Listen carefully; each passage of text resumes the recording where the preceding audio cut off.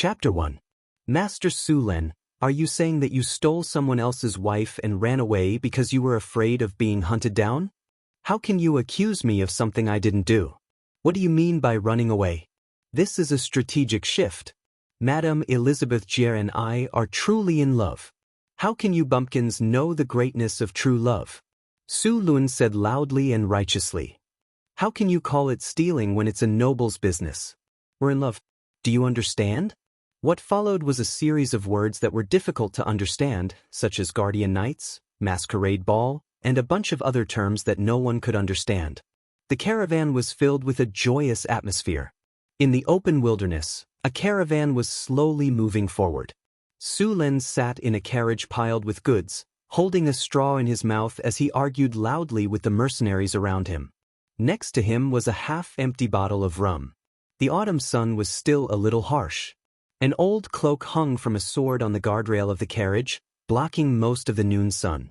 Traveling in the wilderness was a very boring thing. In order to pass the time, the caravan would also talk about some interesting things. The road in the wilderness was rugged and uneven. Even if the carriage was stacked with thick straw to reduce the shock, it was not very comfortable. However, compared to those who traveled on foot or on horseback, it was much more comfortable. Enemy attack! Enemy attack! Defend! Just when Su Len was bored, a loud shout suddenly came from the front. The caravan immediately stopped moving forward. All the carriages began to form a defensive circle with the front of the carriage facing inwards. Looking at these people's busy but orderly movements, it was obvious that this was not the first time. Su Len had already picked up his sword and stood on the carriage looking into the distance. In the wilderness in the distance, a scout was riding a horse and galloping toward them. Behind him, hundreds of black shadows were quickly approaching. When they got closer, they could see clearly that they were gnolls. Gnolls were very dangerous creatures in the wilderness. Adult gnolls were more than 2 meters tall, and the male gnolls were about 2 meters tall. They had sharp claws and teeth, and their strength and speed were superior to that of ordinary humans. They were also bloodthirsty and cruel. More importantly, gnolls were tribal creatures. A small tribe had at least a few dozen warriors, a medium-sized tribe had at least a few hundred, and a large tribe had even more. Gnolls were not the most numerous species in the wilderness. The most numerous species were goblins and kobolds. Compared to gnolls, goblins and kobolds were much weaker. Even a farmer could easily deal with 3 goblins if he was careful. These monsters were useless except for their numbers. Gnolls were not wild beasts. On the contrary, they were highly intelligent and could make weapons and armor. Although their equipment was very crude compared to humans, it was enough to survive in the wilderness. The gnolls in the distance quickly approached. Su Len could clearly see their dark green skin, dirty dark yellow manes, and coyote-like heads. In addition to these gnolls, there were even more kobolds and gnomes. They were probably the gnolls' enslaved cannon fodder. The gnolls had poor discipline, and the goblins and kobolds were even worse. A group of monsters rushed over in a disorderly manner, but when they saw the chariot formation, they could not help but stop 150 meters away from the chariot formation. Whether it was gnolls, kobolds, or gnomes, they mostly relied on human wave tactics. It was because of the hundreds of monsters that they had the courage to directly attack a caravan of more than 20 carriages. Yigas was a gnoll leader. He led a small gnoll tribe. He had personally bitten off his father's throat and inherited it. Under his leadership, the small tribe continued to grow in strength and was developing into a medium-sized tribe. Hundreds of gnoll warriors, along with hundreds of gnomes and kobolds, were a force to be reckoned with in the entire wilderness. He had a total of 30 gnoll barbarians. As an advanced type of gnoll, these gnoll barbarians were taller and stronger than ordinary gnolls. It could be said that he could rely on these 30 gnoll barbarians to wipe out a small tribe. It was also because of these 30 gnoll barbarians that he had enough confidence to besiege a caravan of more than 20 carriages. When they got closer, the two sides began to confront each other. Yiga's cold eyes revealed a hint of mockery. He already felt that victory was in his hands. After the previous long-distance attack, the gnolls were fine, but the kobolds and gnomes were already panting. If the humans dared to directly attack at this time, these kobolds and gnomes would not be able to stop them. However, if the humans really did so, the result would be very tragic. The humans could still resist by relying on the defensive circle formed by the carriages. If they attacked, he was confident that he could directly crush them with the 30 gnoll barbarians. In fact, he originally planned to do so, but the humans were too cowardly and did not dare to attack. So now he could only command the kobolds and gnomes to attack. The two sides confronted each other for a while. After seeing that the humans did not show any flaws, Ygis directly commanded the gnolls to drive the gnomes and kobolds to attack. Sulen looked at the group of bandits not far away and was filled with excitement. In his eyes, these bandits were all experience bags. He had been in this fantasy world for more than 10 years. Until now, he still remembered that he was hiding in his dormitory on a dark and windy night playing Rise of Empires 8. He was controlling Brother Yun to carry the Tsang Emperor sword all over the map to find immortals to increase his attributes. In the end, he was too tired from staying up all night and fell asleep. When he woke up again, he was in this world. He had become the owner of Sullen's body. As for the original owner, Suen, he was the son of a noble. Originally, he still yearned for the corrupt life of a feudal and medieval noble. However, although Sulen was not an illegitimate child, his mother was a maid who passed away when he was 8 years old. Sulen was so sad because of his mother's death that he could not breathe and died. Then, a soul from another world took over the body with the Rise of Empires system. Although his father was a count, his situation was far from that of his cheap brothers. Compared to those servants, he didn't have to work at all. After recovering, Sulen wanted to change this situation. Then, he began to learn martial arts and knowledge. With the help of the system, his martial arts improved rapidly. Whether it was practicing or sparring, he would gain experience. Just by accumulating experience through years of training, Sullen's martial arts and body became stronger at an unimaginable speed. Moreover, after transmigrating, he obtained 3 initial characteristics. Valiant, greatly increases the chance of activating a sure kill skill. Swift Thunder, greatly increases the speed of attack. Pegasus, greatly increases the speed of movement. With these 3 characteristics in hand, Su Luan's reputation in Kalen City rose in the next few years. In addition, he was a noble himself. If this continued, it would be easy for Su Luan to gather a group of followers and fight for a noble title. However, on a hot summer day this year, the blood father of this body, Count Varner Cullen, decided to grant Surin a baronetcy for some unknown reason when the fire of his life was about to be extinguished. He made Surin a noble with real power. Chapter 2. Even though Varner had 1 foot in the grave, his decision was still unquestionable. Even though his wife and son were against the order, Varner still wanted to carry it out. However, fate played a joke on Sulen. Before the order was officially issued, Varner Cullen had already returned to heaven. In fact, Sulen seriously suspected that Varner was killed by his wife and son. The new Earl Callan did not recognize the previous order at all, so Surin became a thorn in the side of his nominal elder brother, Earl Callan. What could Sulen do? All he could do was reason with him. Sulen, use reason to convince people. On a dark and windy night, Sulen entered the heavily guarded Thorn Castle alone and found his beloved brother. First, Sulen had a reason, with more than 30 knights in the castle, and broke them. Count Cullen finally forgave Sulen.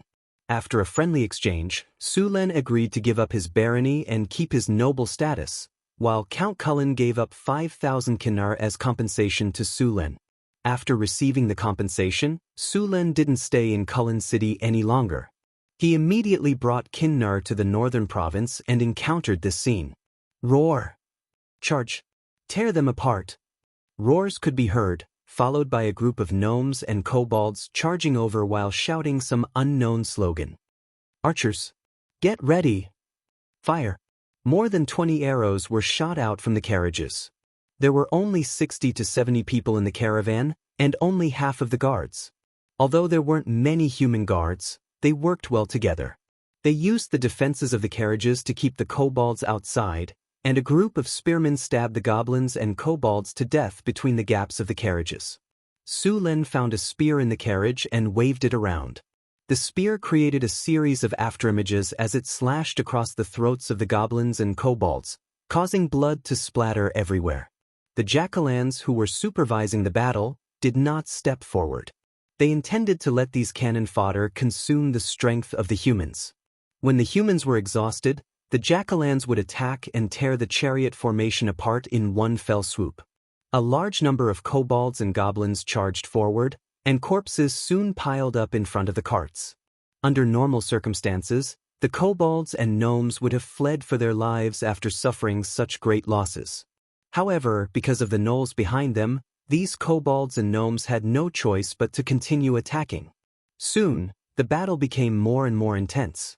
Large numbers of gnomes and kobolds died, and corpses piled up in front of the carts to form a slope. In a short 15 minutes, the kobolds and goblins had suffered at least 100 casualties. On the human side, only 2 unlucky fellows were dragged off the carriage and dismembered. At this point, the kobolds and goblins were on the verge of collapse. Even with the gnolls supervising the battle, it was useless. Of course, they did contribute. At least the humans had exhausted a lot of their strength. Ygis slowly stepped forward and roared at the human carts. More than 100 gnolls behind him roared as well. In the next second, these bloodthirsty and cruel gnolls charged forward. "It's over! Damn it! Raise your weapons if you don't want to die." Seeing the gnolls charging, many people were so scared that their faces turned pale. They could not even hold their weapons properly. The leader of the guards saw this and hurriedly shouted, trying to calm the soldiers down.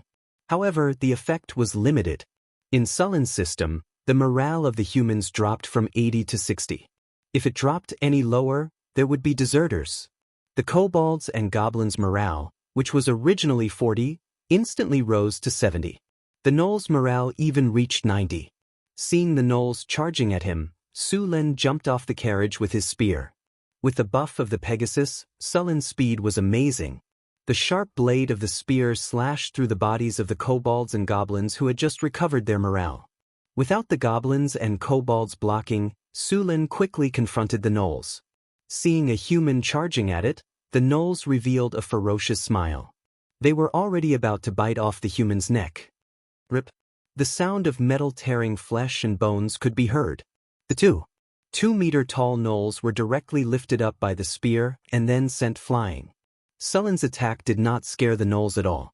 Instead, it made them even crazier. Many gnolls gave up on attacking and directly waved their spiked clubs to attack Su Len. In the end, they were easily sent flying by his spear. The gnolls, whose morale was high, became even crazier. They did not even look at their dead comrades.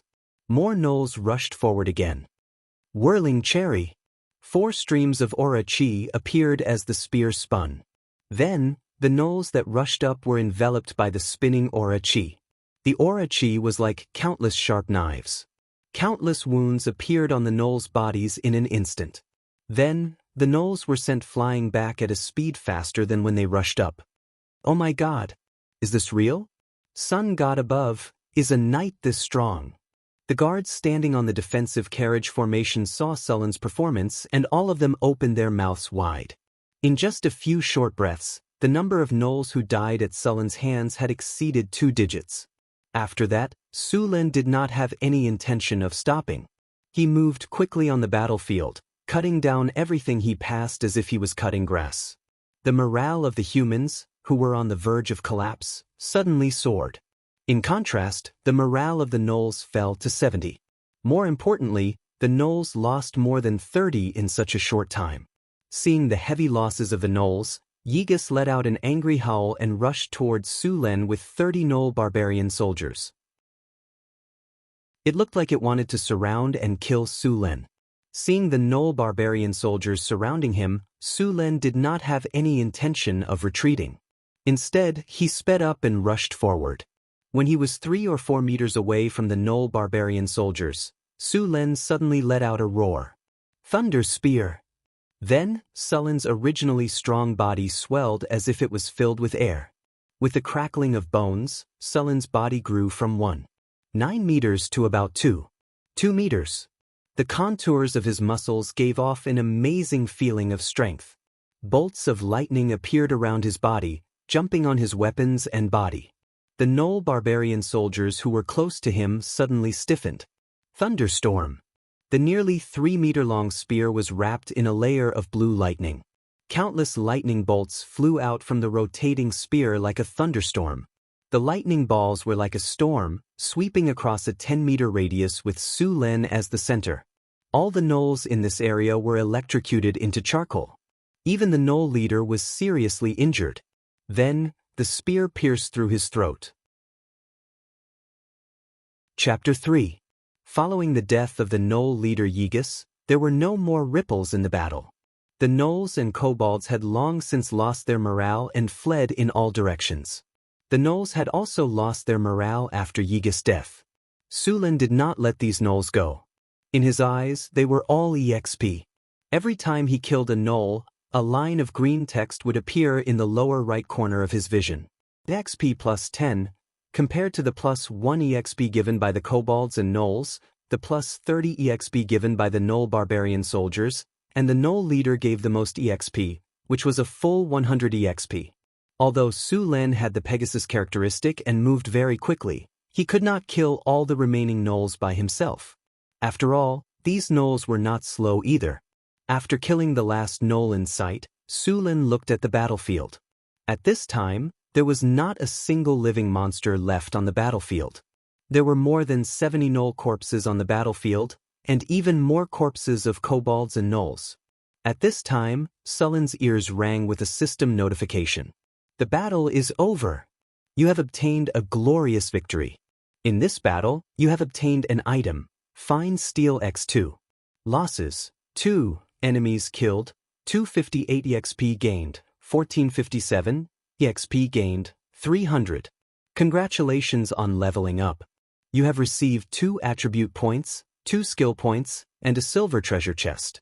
Name: Sullen Race, Human Level, 12, 136120000, Strength, 26 Agility, 28 Spirit, 19 Vitality, 25 Charm, 18. Your handsome appearance makes it easy for you to gain the favor of others.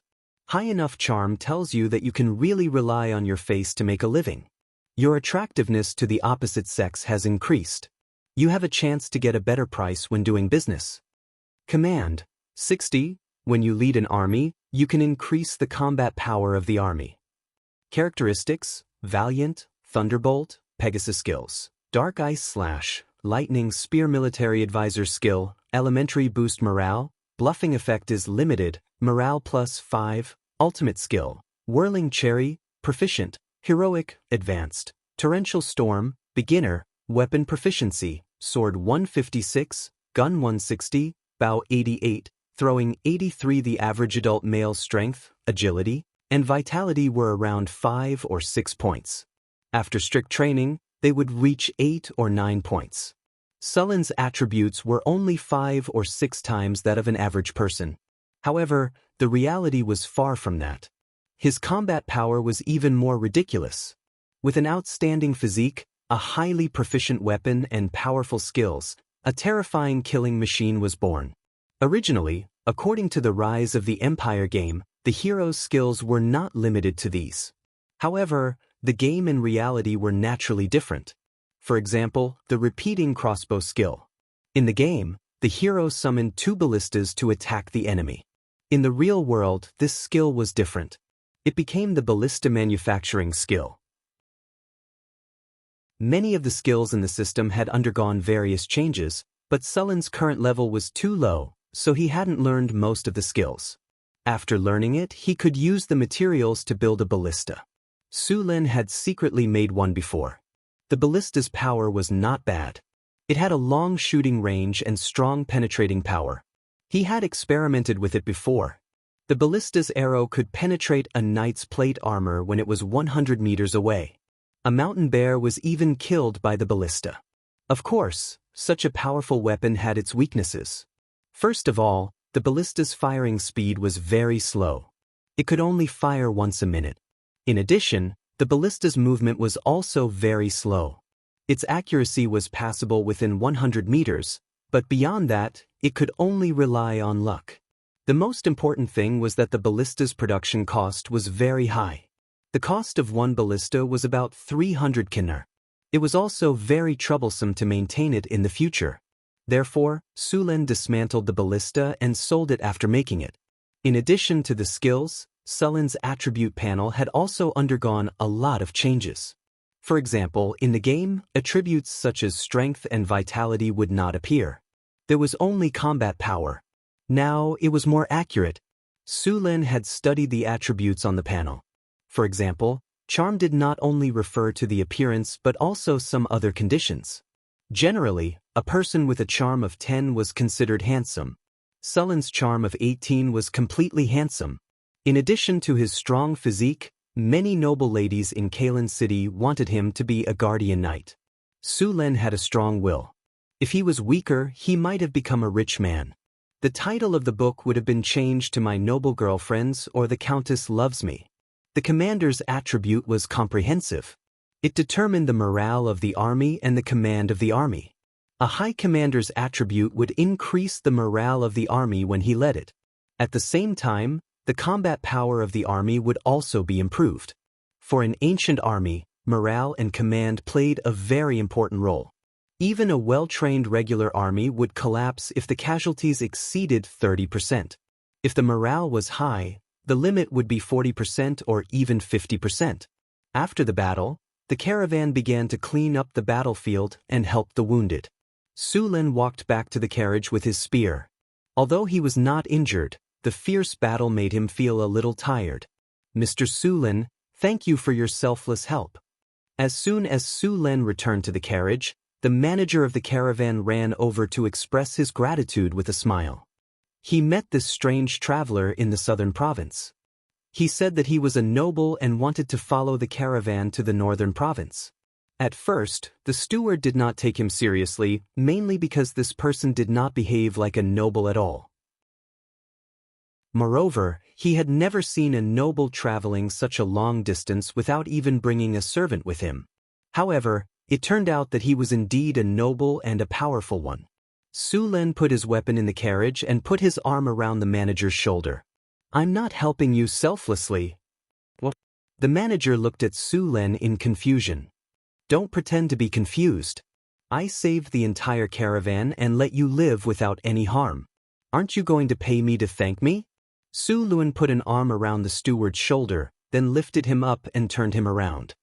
He then revealed a sincere smile and said, Thank you. Aren't nobles righteous, brave, and selfless? No matter how poor a noble is, he is still a noble. Moreover, don't fallen nobles pay more attention to noble manners? How can you ask for a reward? Looking at Sulen's caravan, the manager sighed deeply. No wonder he could be a noble. If he had been so shameless back then, he would have had his own business. Feeling the pressure on his shoulder and looking at the battlefield not far away, the manager finally took out a bag of money and handed it over. Sir, please keep it. Sulen grabbed the bag and tossed it in his hand. It was quite heavy, and he could hear the enticing sounds of kinner banging against it. There were at least 40 or 50 of them. Not bad. Next time we run into something like this, I'll definitely help you deal with it. After receiving the money, Sulen patted the manager's shoulder and promised. Chapter 4. The battlefield was cleaned up quickly. The mercenaries didn't bother to bury the corpses. Instead, they just threw them to the side. They didn't have to worry about a plague since the hyenas would devour the corpses within 2 days. Even the goblins, kobolds, and gnolls would eat the corpses. As for the 2 unlucky bastards who were dragged out of the carriage, their corpses were already gnawed beyond recognition by the time they were found. They could only be burned to ashes and taken away. As for the spoils of war, the bandits in the wilderness were really poor. Most of their weapons were wooden sticks. Only the gnolls had some metal weapons. To humans, the only use for these weapons was to be melted down and reforged. As for the clothes that were stripped off from some unlucky bastard, their colors had long been unrecognizable. They were directly burned with fire. After cleaning up the battlefield, the caravan began to move forward again. However, the atmosphere in the caravan was a little strange. The mercenaries who were bragging and joking with Sulin before now looked at Sulin's carriage with reverence. Everyone couldn't help but lower their voices. Sulin lay back on his horse. He didn't care about the gazes of those people. He was using his consciousness to check the spoils of war this time. He didn't add the 2 attribute points. His current physical fitness was stronger than a knight commander's, so he didn't need to add any points for now. He planned to use the 2 skill points to choose 2 skills later. He opened the system storage. The system storage wasn't big, only 1 cubic meter. There were more than 6,000 kinnar, 2 metal ingots, and a silver treasure chest. The 2 metal ingots were spoils of war from the battle. They were refined steel ingots.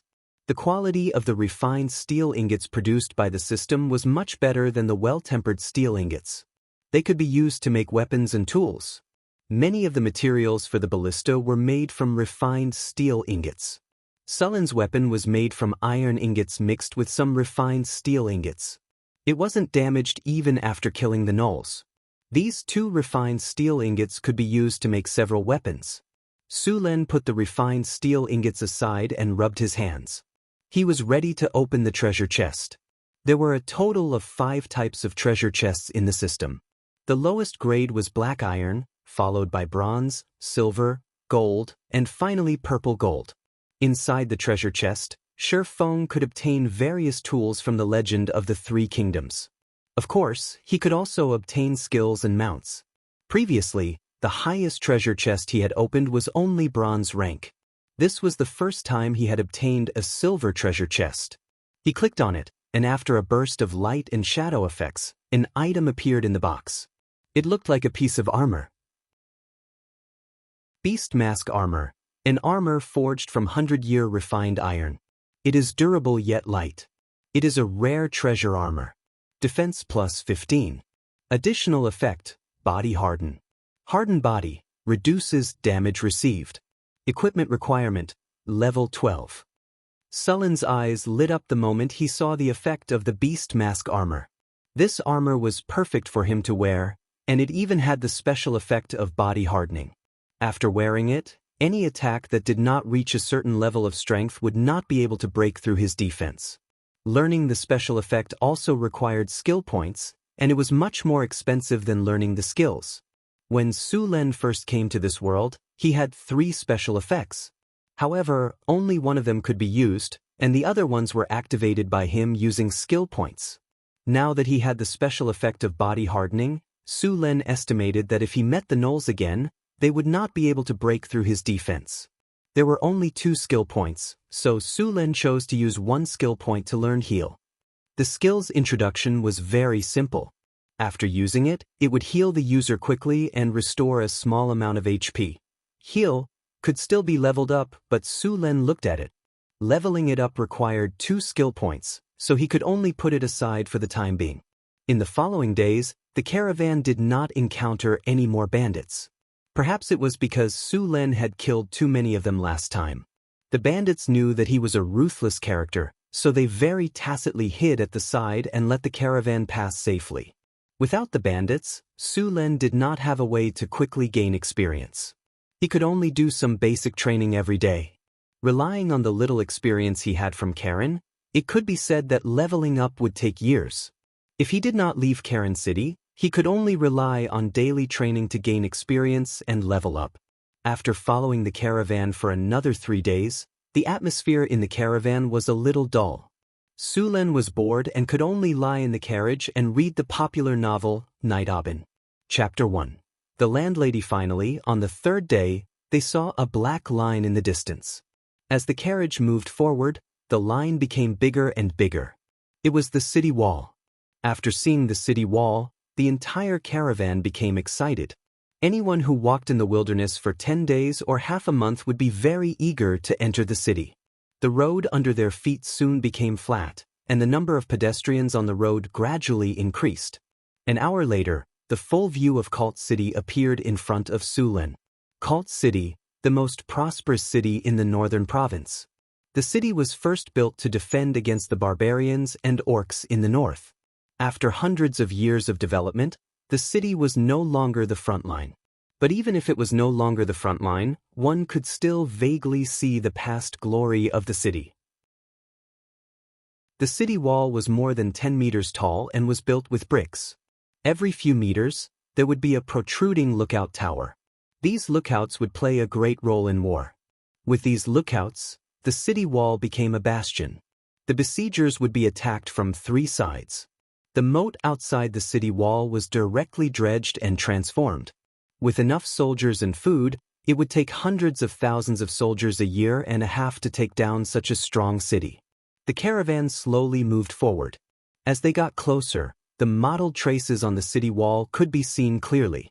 The flag with a sword and shield crossed on the city wall fluttered in the wind. That was the symbol of the Savoy family, the overlord of Cult City. The Savoy family was one of the 4 marquis families in the Kingdom of Florence. They also had the right to inherit the throne.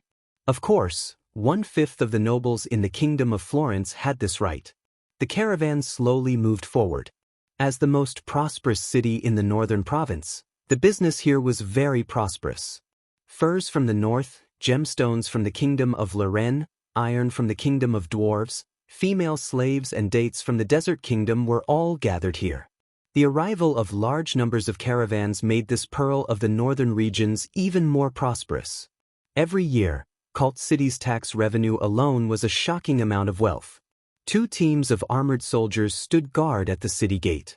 Their cold expressions, shiny armor, and sharp spears were a constant reminder that this city had a powerful defense force. An alarm bell hung on the top right corner of the city gate. Once the bell was rung, a large number of soldiers would come to support within 15 minutes. After paying the entrance tax, the caravan slowly entered the city with a certificate issued by the tax official. Chapter 5. After entering Cult, Su Len parted ways with the caravan. The caravan continued on its way to the market while Su Len headed to the inn first. He pushed open the door of the inn and was greeted by the noise and the smell of ale. The air was a little muddy. It was the afternoon, and the inn's business had just begun. Su Len's arrival did not attract any attention. Under the guidance of a waiter, Su Len went to a room on the 2nd floor and rested for a while before going downstairs. A cup of ale, and something to eat. Su Len came to the counter and tossed a dinar to the waiter. Catching the dinar, the hotel owner took a look at it and put it away with a smile. "No problem. Here's your ale. We have roast lamb chop, stewed beef with mushroom and potato, and pork pies. These are all our signature dishes. What would you like to have?" "A roast lamb chop, please. Please wait a moment. Your order will be here soon." The waiter turned around and shouted, "Bill, where the hell are you? Hurry up and give this gentleman a roast lamb chop." Soon, a roast lamb chop was served. Su Len tasted it. It was indeed delicious. At least it was better than sleeping in the wild. After wolfing down the food, Su Len drank a mouthful of ale with a satisfied look. He leaned against the table to digest the food while listening to the people in the inn bragging. Su Len didn't live in a high-end hotel. Most of the people here were mercenaries. At this time, the tavern was almost full. The sound of drinking, playing cards, chatting, and the fierce scolding of the maids all mixed together, making the tavern very lively. The mercenaries who had returned safely from their missions all needed to vent their frustrations. They brought news from all over the place. Although most of the news was just the mercenaries bragging, some of it was still useful, such as local prices and information about the surrounding cities. A standard military longsword cost 10 kinar. It was made of well-tempered steel without any extraordinary enchantments. Some black steel was added to increase the weapon's toughness. It was cheaper than the price in Kalen City. It was a half-body chainmail, made with the same quality of well-tempered steel, without any enchantments. The price was 70 gold nars. This price was equivalent to 3 years of savings for a commoner. An ordinary building in the outskirts of Kalen City cost 50 kinar. As for the more advanced plate armor, the price of full-body armor was 400 to 500 kinar.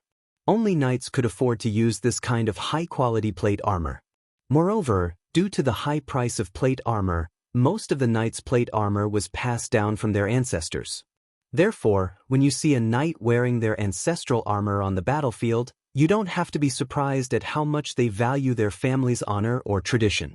In fact, they just don't have the money to buy a new one. Sulen now had more than 6,000 Kinar coins, which could only equip a team of 50 fully armed soldiers at most. Of course, if he used them to recruit those who were only issued with a spear and leather armor, he could recruit 500 or even more. However, the gap between the two sides was huge. Those fully armed soldiers could probably crush the militia with a single charge. Sulen came here to get a piece of land and a title. As a noble, there were many ways to get a title. The simplest was to be reincarnated into a good family and inherit the title directly from their father when they came of age. Of course, this required you to be the eldest son.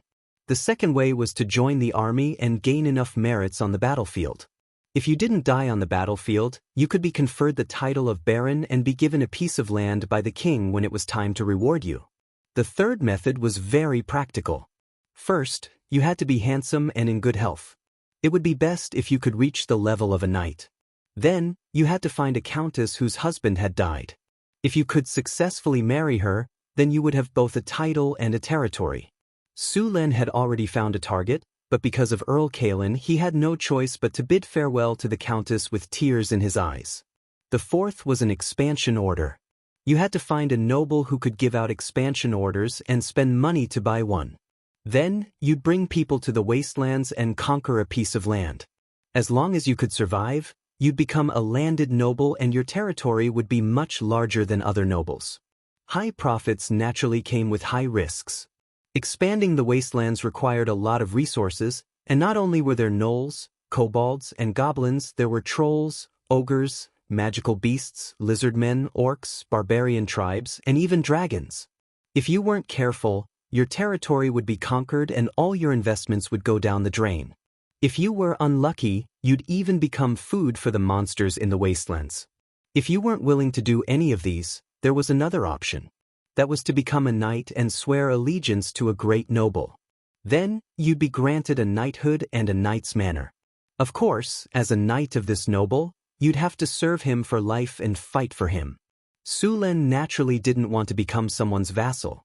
Once he swore allegiance to someone else, it wouldn't just be for one generation, but for all his descendants. As long as they inherited his title, they'd be the vassal of that noble. It wasn't just a lifetime of servitude, but a lifetime of servitude. Of course, this method was very attractive to commoners. As for participating in wars and making contributions in wars, most of the land in the kingdom had been given out. Even if Sulen made enough contributions in wars, the land awarded to him wouldn't be that big. There was a high chance that he'd get a small town, and the area would be pitifully small. He didn't want to risk his life and be rewarded with a small town in a remote area. Don't think it's impossible. With the nature of those nobles, the probability of this ending was as high as 99%.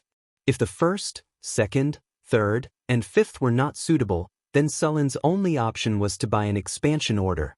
After putting his luggage in his room, Sulen took his noble badge and his long sword and walked out of the inn. He crossed the muddy street and came to the bustling street. He found a well-defined stone on the side of the road. Sulen skillfully rubbed his feet on it a few times to get rid of the mud on the soles of his shoes. His destination this time was the noble parliament in Kalt. The expansion order could only be bought there. Other than the expansion order, one could also donate noble status. Of course, this noble status didn't come with a land or a title. It was only an honorary title.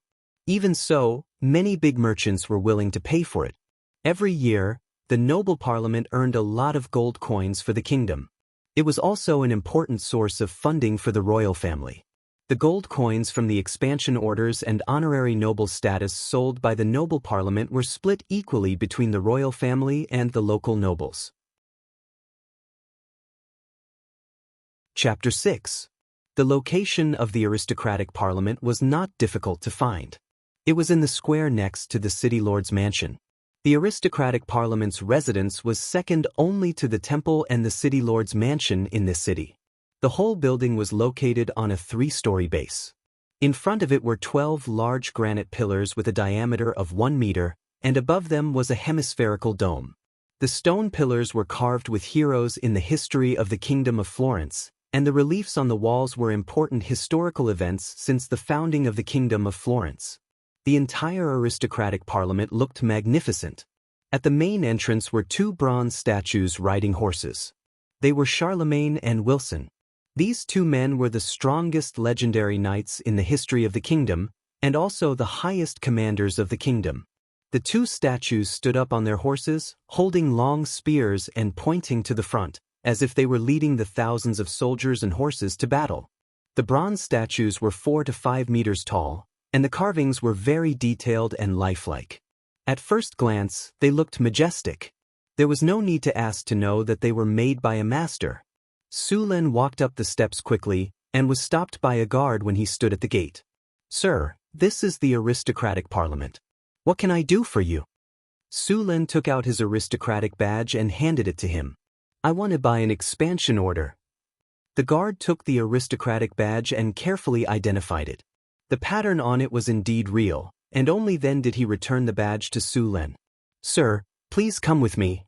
The guard made a gesture of invitation, and then led Sulen into the aristocratic parliament. When he came into the hall, Sulen realized how magnificent the hall was. The whole hall was at least 500 square meters, and its height was more than 10 meters. The whole hall was covered by a hemispherical dome. What was more surprising was that there was not a single pillar in such a spacious hall. On the dome of the hall, there was a mural depicting the founding war.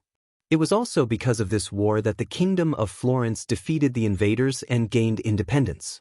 More than 10 clerks were busy with something in the hall. Sulen and the guards did not disturb these people.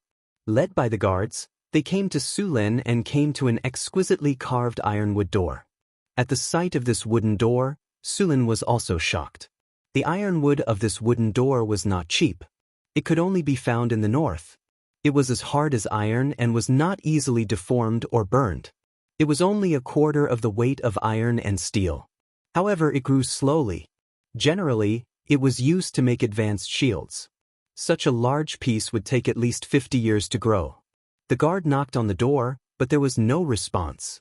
After a while, the guard knocked harder. This time, there was finally some movement in the room. "Come in."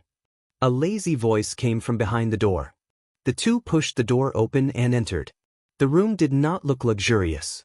There was a mahogany desk, a few bookshelves, and a few high-backed chairs placed opposite each other. At this time, there was a fat middle-aged noble sitting behind the desk. Judging from his dazed eyes, the red mark on the side of his face, and the sparkling liquid on the corner of his lips, he was sleeping just now. "Mr. Ariya, this gentleman is here to buy an expansion order." The guard pointed at Sulen. "Buy an expansion order?" Ariya looked at Sulen in surprise. He did not even bother to wipe the mucus from the corner of his eyes. He could not help but be surprised. After all, he could not sell more than a few expansion orders in a year. Although the expansion order looked good, there were only a few successful ones. Most of the nobles who bought the expansion order gave up their territory and came back with their tails between their legs. "Yes, Mr. Ariya." Sulen smiled at Ariya. "Kid, don't blame me for not reminding you. Don't think that it's not a big deal to expand your territory just because you read a few night novels. You should know that there are at least 800 abandoned territories in the wilderness, if not 1,000, Ariya said as he looked at Sulen. "Thank you for reminding me, Mr. Ariya. I know very well what I am doing," Sulen said calmly. "Well, don't blame me for not reminding you when the time comes." Ariya shrugged, then took a piece of parchment with a stamp from the bookshelf behind him. He picked up a quill and wrote a line of cursive letters on the blank space of the parchment, then handed it to Sulen. "Sign your name and pay 500 kinar." Sulen picked up the quill and signed his name on the parchment, then put a bag of kinar on the table. Ariya put the kinar on a scale and weighed it. After making sure that the amount was correct, he picked up the stamp and stamped the parchment. "Well, kid, take your expansion order and go. Good luck." Sulen took the expansion order and thanked Ariya, then turned around and left the noble meeting. Next, he needed to recruit a group of people. Expanding a territory was not an easy task. He needed to prepare a large amount of kinar. In addition to recruiting a territorial guard, he also needed to buy food, tools, medicine, and so on. When the territory was first stabilized, he also needed to buy slaves for farming. It was not that he did not want to recruit free people, but very few of them were willing to follow the nobles to new territories. Although the nobles would offer all kinds of benefits to free people, very few of them were willing to go. Only bankrupt farmers or unemployed refugees would be tempted. After all, the mortality rate of expanding a territory was too high. Looking at the time, Su Lin did not go to the slave market. Instead, he went back to the inn to rest. Early the next morning, Su Lin had a simple breakfast at the inn, then spent a silver to rent a carriage and went to the slave market. The slave market was located on the other side of the city. After half an hour, the carriage stopped at the entrance of a lively market. Su Lin jumped off the carriage and walked into the slave market. The northern province was located at the border of the kingdom, and there were many demi-human tribes and tribes that were still primitive. Every year, the kingdom's army would engage in local wars with these tribes, obtaining many captives from these wars. This was also one of the sources of slaves in the slave market. There were also professional slave hunters who went to the wilderness to capture slaves. Of course, there were also unlucky people who couldn't pay their debts and were sold as slaves. Walking into the slave market, Abel was greeted with an unpleasant smell. It was like all kinds of excrement that had been soaked in water and then heated up and fermented. Dirty water flowed on the ground. On both sides of the road, there were some slave traders loudly selling their goods. Behind them, there were many thin and dirty slaves locked in cages. Most of these slaves were naked, with only a dirty rag covering their crotch area. Many of them had whipping marks on their bodies, and their eyes were dull and lifeless. They were the lowest class of slaves. Chapter 7. Seeing Sulin's clothes, the surrounding slave traders all came forward to introduce him. However, Su Lin had no interest in these low-level slaves. If he used these people as territorial guards, even a group of goblins and kobolds would be able to defeat them. After sending these slave traders away, Su Lin walked deeper into the slave market. Naturally, the slave market didn't only have such low-level slaves. Inside the market, the environment was much better. At least there were no dirty excrements on the road. The slaves here looked clean and tidy, and the slave traders weren't as enthusiastic as before. They would only answer when asked. The slaves here were all trained and could be bought to work. The price was around 3 kinar. If Su Lin wanted to buy slaves for farming, these were the best choices. In addition to these slaves, there were also some who were proficient in a skill. These artisan slaves were more expensive, ranging from 5 kinar to 50 kinar. In the tents behind the slave traders were the most popular female slaves in the market. Su Lin went in to take a look. The scene inside gave him the feeling of a Japanese movie from his previous life. It was all white and only covered the important parts. The prices ranged from 5 kinar to 200 kinar. As for elven slaves, there were basically none. Ever since the jadeite forest was closed, no elves had appeared on the continent for a long time. Su Lin used his strong willpower to get himself out of the tent. He was afraid that if he stayed any longer, he wouldn't be able to resist the urge to buy a few 200 kinar slaves. He forced himself not to look back. Su Lin went to the special slaves next to him. The slaves here were all demi-humans. For example, the northern barbarians, centaurs, orcs, and so on. Sulin's target was the northern barbarians. The northern barbarians were not a race, but a collective name for the northern barbarians. There were many tribes living in the northern wilderness. These tribes were backward and barbaric. The northern barbarians included the alpine barbarians, the icefield barbarians, and so on. These barbarians looked similar to humans. They were tall and were generally 1.8 meters tall. Some of them were over 2 meters tall. Some barbarians could become elite warriors through systematic training. The nobles of the northern provinces had more or less barbarian soldiers. One shouldn't think that these soldiers were unreliable. In fact, the loyalty of these barbarian soldiers wasn't bad. This was because the barbarians were divided into tribes. Therefore, in the eyes of these barbarians, Other than their own tribe, all other tribes were enemies. There was no hesitation when it came to killing people from other tribes. The lowest price for a well-trained barbarian soldier was 35 kinar. The cruel environment had given these barbarians a strong physique. If one didn't take into account the weapons, equipment, and numbers into consideration, ordinary people were no match for these barbarians. A barbarian soldier would need at least 35 kinar. Including the weapons and equipment, a set of qualified barbarian soldier would cost about 150 kinar. Even if I went bankrupt, I would only be able to equip 30 elites.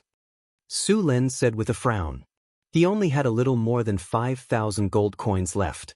He kept some to buy other things and the rest was to buy slaves. 30 elite soldiers.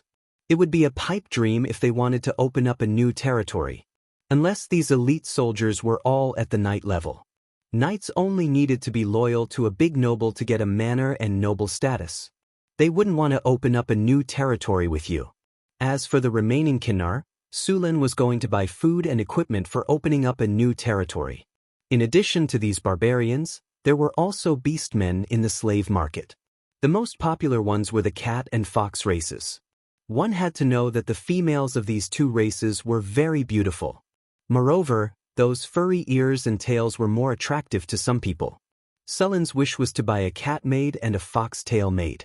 However, after considering the issue of territory, he could only reluctantly give up. Just when Sulen was thinking about which kind of slaves to buy, he suddenly saw a group of strange slaves on the side of the road. The other slaves were either strong or skilled. However, these slaves in front of him were interesting. They were all young and old. At a glance, he could tell that these slaves had families to feed. Under normal circumstances, there weren't many slaves with families. This was because these kinds of slaves were not easy to sell. Many people bought slaves because the cost of slaves was low and they could make money for them. However, slaves with families were not cost-effective. If there was labor, it would be fine. If there was no labor, the slave would be a burden to the buyer. It might even be a loss. Of course, it wasn't that slaves with families were not popular. For example, some craftsmen with special skills would buy these slaves along with their families in order to make them work hard. However, these slaves in front of him were not craftsmen. They were a group of barbarians. Barbarians were also a kind of barbarian. Most of them were about 2 meters tall. They were strong and were excellent warriors. Moreover, these barbarians had a special profession, berserker. Berserkers had the berserk skill. After berserk, a berserker was a killing machine on the battlefield. However, berserkers had a well-known shortcoming. After berserk, they had no discipline at all. They only had one thought, recklessness. This was a disaster for human armies that emphasized discipline. There were once people who coveted the strength of berserkers and incorporated them into the army. As a result, these guys completely ignored their camp after berserk and charged forward. The enemy's formation was messed up by them. As a result, the enemy's general seized the opportunity and sent cavalry to bypass these berserkers and directly attack the enemy. When the marshal was captured, the berserkers were still charging forward. Therefore, from then on, berserkers were rejected from joining the army.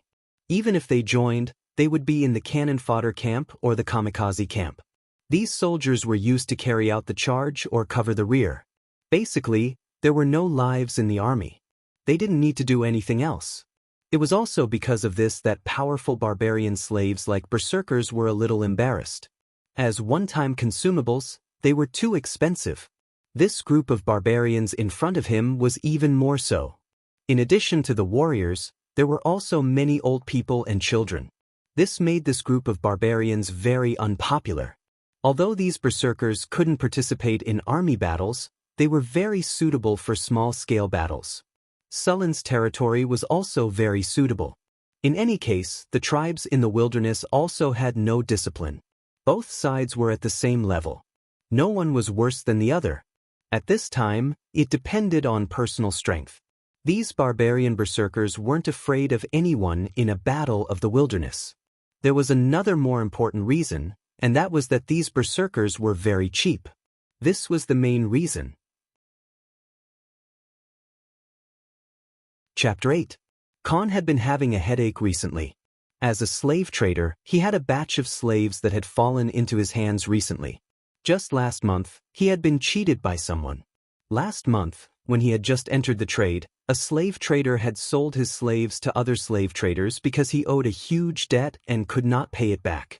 There were more than 100 barbarians among them. At that time, these barbarians had families to feed. Although they were strong, no one cared about them. In the end, he had gotten a bargain. In Khan's opinion, it would be easier to control them if they had families to feed. With the old, weak, women, and children in his hands, these barbarians would not betray him. Selling these powerful barbarians to the nobles as private guards was definitely the best choice. Therefore, he spent more than half of his kinnar to buy this group of barbarians. After buying this group of barbarians, Khan began to promote this group of barbarians everywhere. However, the results made him feel as if he had fallen into an ice cave. No one was willing to buy these barbarians. Even if he sold them at a price lower than what he had paid for them, no one cared. There were more than 100 barbarians, and each one had a bigger appetite than the other. In a month, he had not sold a single slave. Instead, he had lost a large amount of food. After asking around, he found out that because the barbarians had gone berserk, no one would buy them as guards. This meant that this batch of slaves had fallen into his hands. What made him even more worried was that he was almost out of money. If he could not sell this batch of slaves, he might have to go home and inherit his father's business at the end of the month. His bold words of wanting to start a business were all for naught. "Are you selling these slaves?" Sulen looked at the slave trader who was in a daze and asked. "Yes, of course. You want to buy slaves?" Khan stared at Sulen with shining eyes. His gaze made Sulen's hair stand on end. "Yes, how much are these slaves?" Sulen pointed at the group of barbarians next to him. "Sir, you really have a good eye. My slaves are definitely the best in the slave market. You see, such a strong warrior only costs 10 kinnar. You can't find a slave with a lower price than mine in the entire slave market." Khan enthusiastically introduced Sulen to him, fearing that he would run away. Sulen looked at these barbarians. About a quarter of them were male warriors, and the rest were old, weak, women, and children. The male warriors had many wounds on their bodies. At a glance, one could tell that they were elite warriors. Although this slave trader was full of nonsense, these slaves were really good. 10 kinnar? Are you still asleep? Sulen glanced at Khan with a faint smile. "Are you treating me as a rich guy? These berserkers are completely useless. You actually want 10 kinnar? Keep them for yourself." After that, Sulen turned and was about to leave. Seeing that the slave trader was about to leave, Khan didn't care about anything else. He grabbed Sulen and said, "Sir, the price is negotiable. Don't be in a hurry to leave." "Why don't I leave? Waiting to be cheated by an unscrupulous merchant like you?" Sulen struggled to break free from Khan's arm. 7 kinnar, 7 kinnar. Khan quickly said when he felt the struggling strength in his hand. 7 kinnar? If this price is still acceptable, but I only want those adult warriors. Sulen stopped struggling and said, "This." Khan was a little confused. "Sir, those women and children are the warriors' families. If they don't have their families, they won't be able to work for you with peace of mind. What's the use of these old and weak women and children? I have to spend money to feed them. I don't have so much food to feed them. Since you insist on selling them together, you can keep them." After that, Sulen once again pretended to leave. 6 kinnar. Seeing that Sulen was about to leave, Khan helplessly closed his eyes and said unwillingly, "But these old and weak women and children will be sold together with these warriors." But Sulen immediately agreed. Hearing Sulen's quick agreement, Khan didn't know how to react for a moment. There are a total of 126 people here. 6 kinnar for each person, which adds up to 756 kinnar. This is the payment for the goods, you can count it. Sulen took out a bag of money and counted some from it.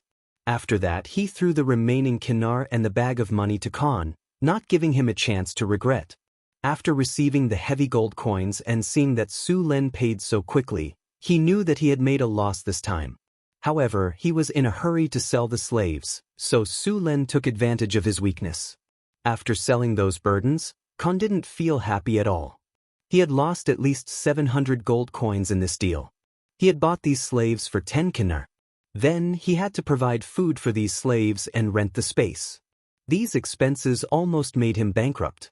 Although this deal was a loss, at least he still had 700 gold coins.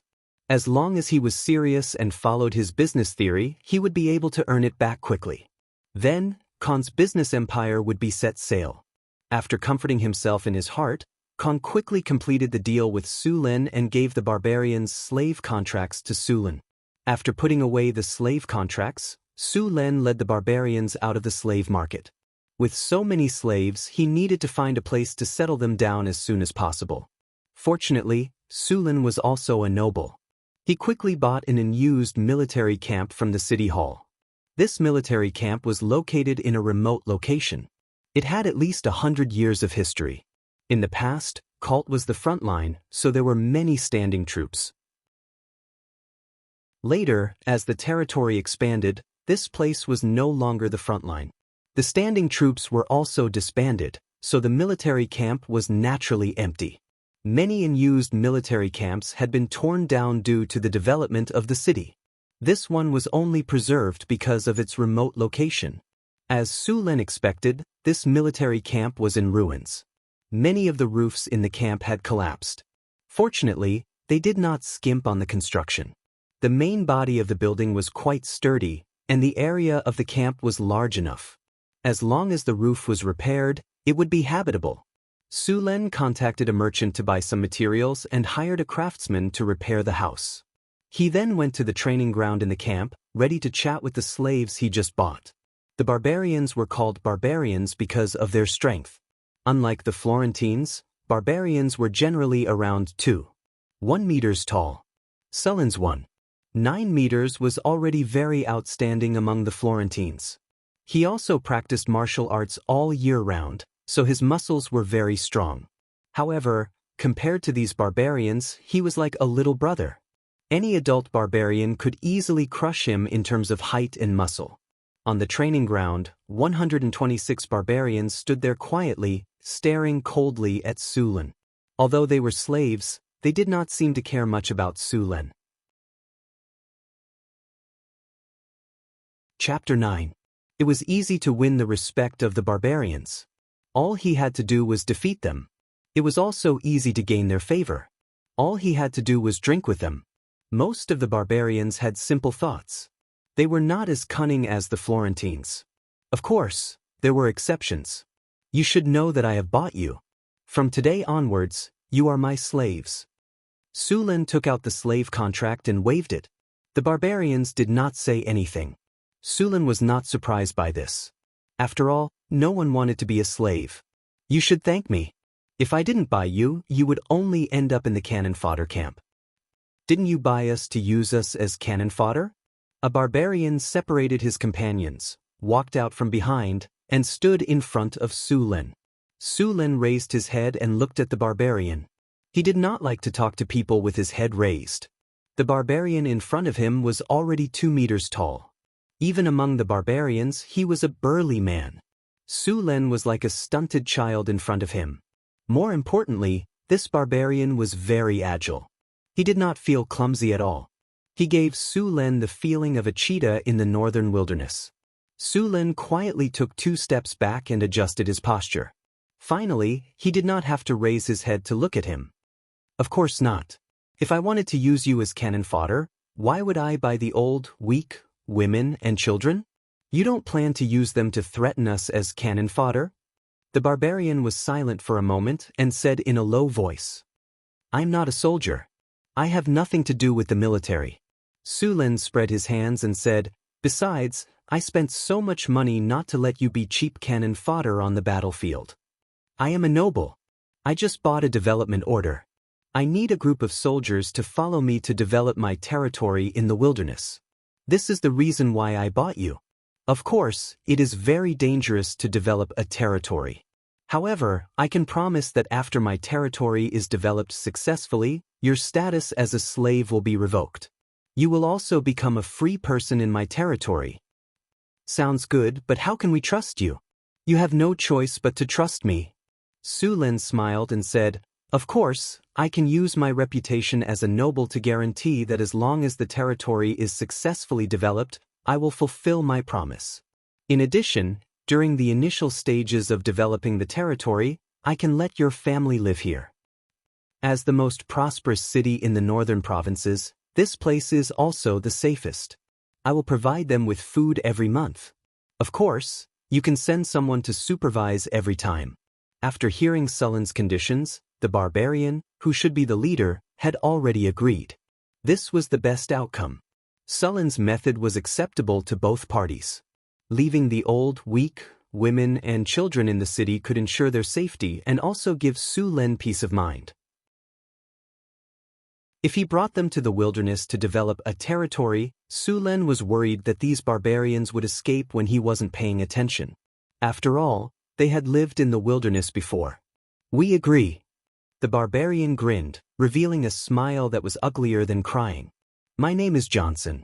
I come from the violent bear tribe, but it no longer exists.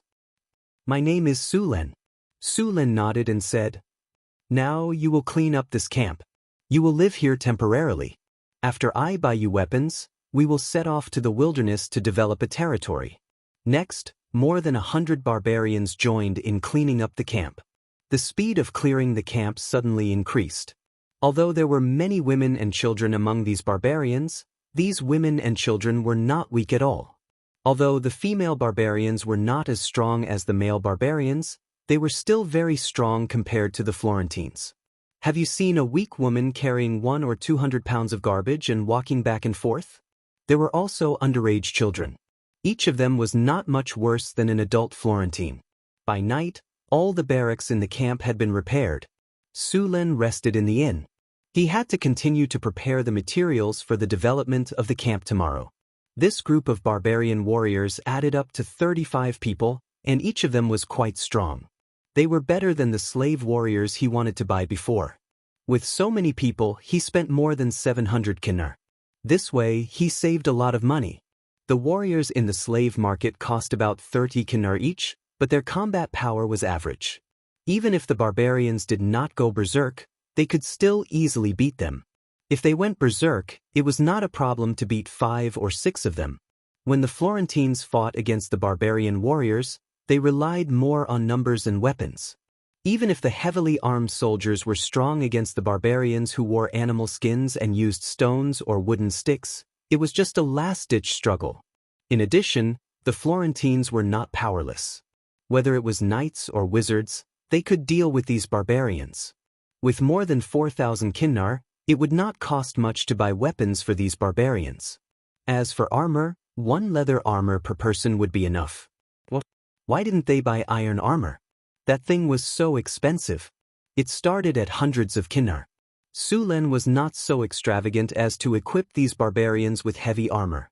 Perhaps he would consider these things when he had more money in the future.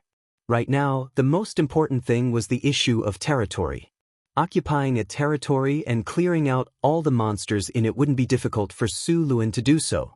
The difficult part was defending this territory. After all, if he couldn't guarantee the safety of this territory, and if no free people came to farm it, it would be a rootless tree that couldn't stand on its own. Only when there were free people could Sulen collect taxes. With taxes, his territory could continue to develop. Otherwise, he would not be able to last long if he only relied on his endless investment. For the early development of his territory, he would need to buy a large number of slaves. After all, it was difficult to recruit free people in a new territory, so he could only use slaves. The construction of the territory also required a large number of slaves. He could not ask the barbarians to build houses. These barbarians would probably just build shacks.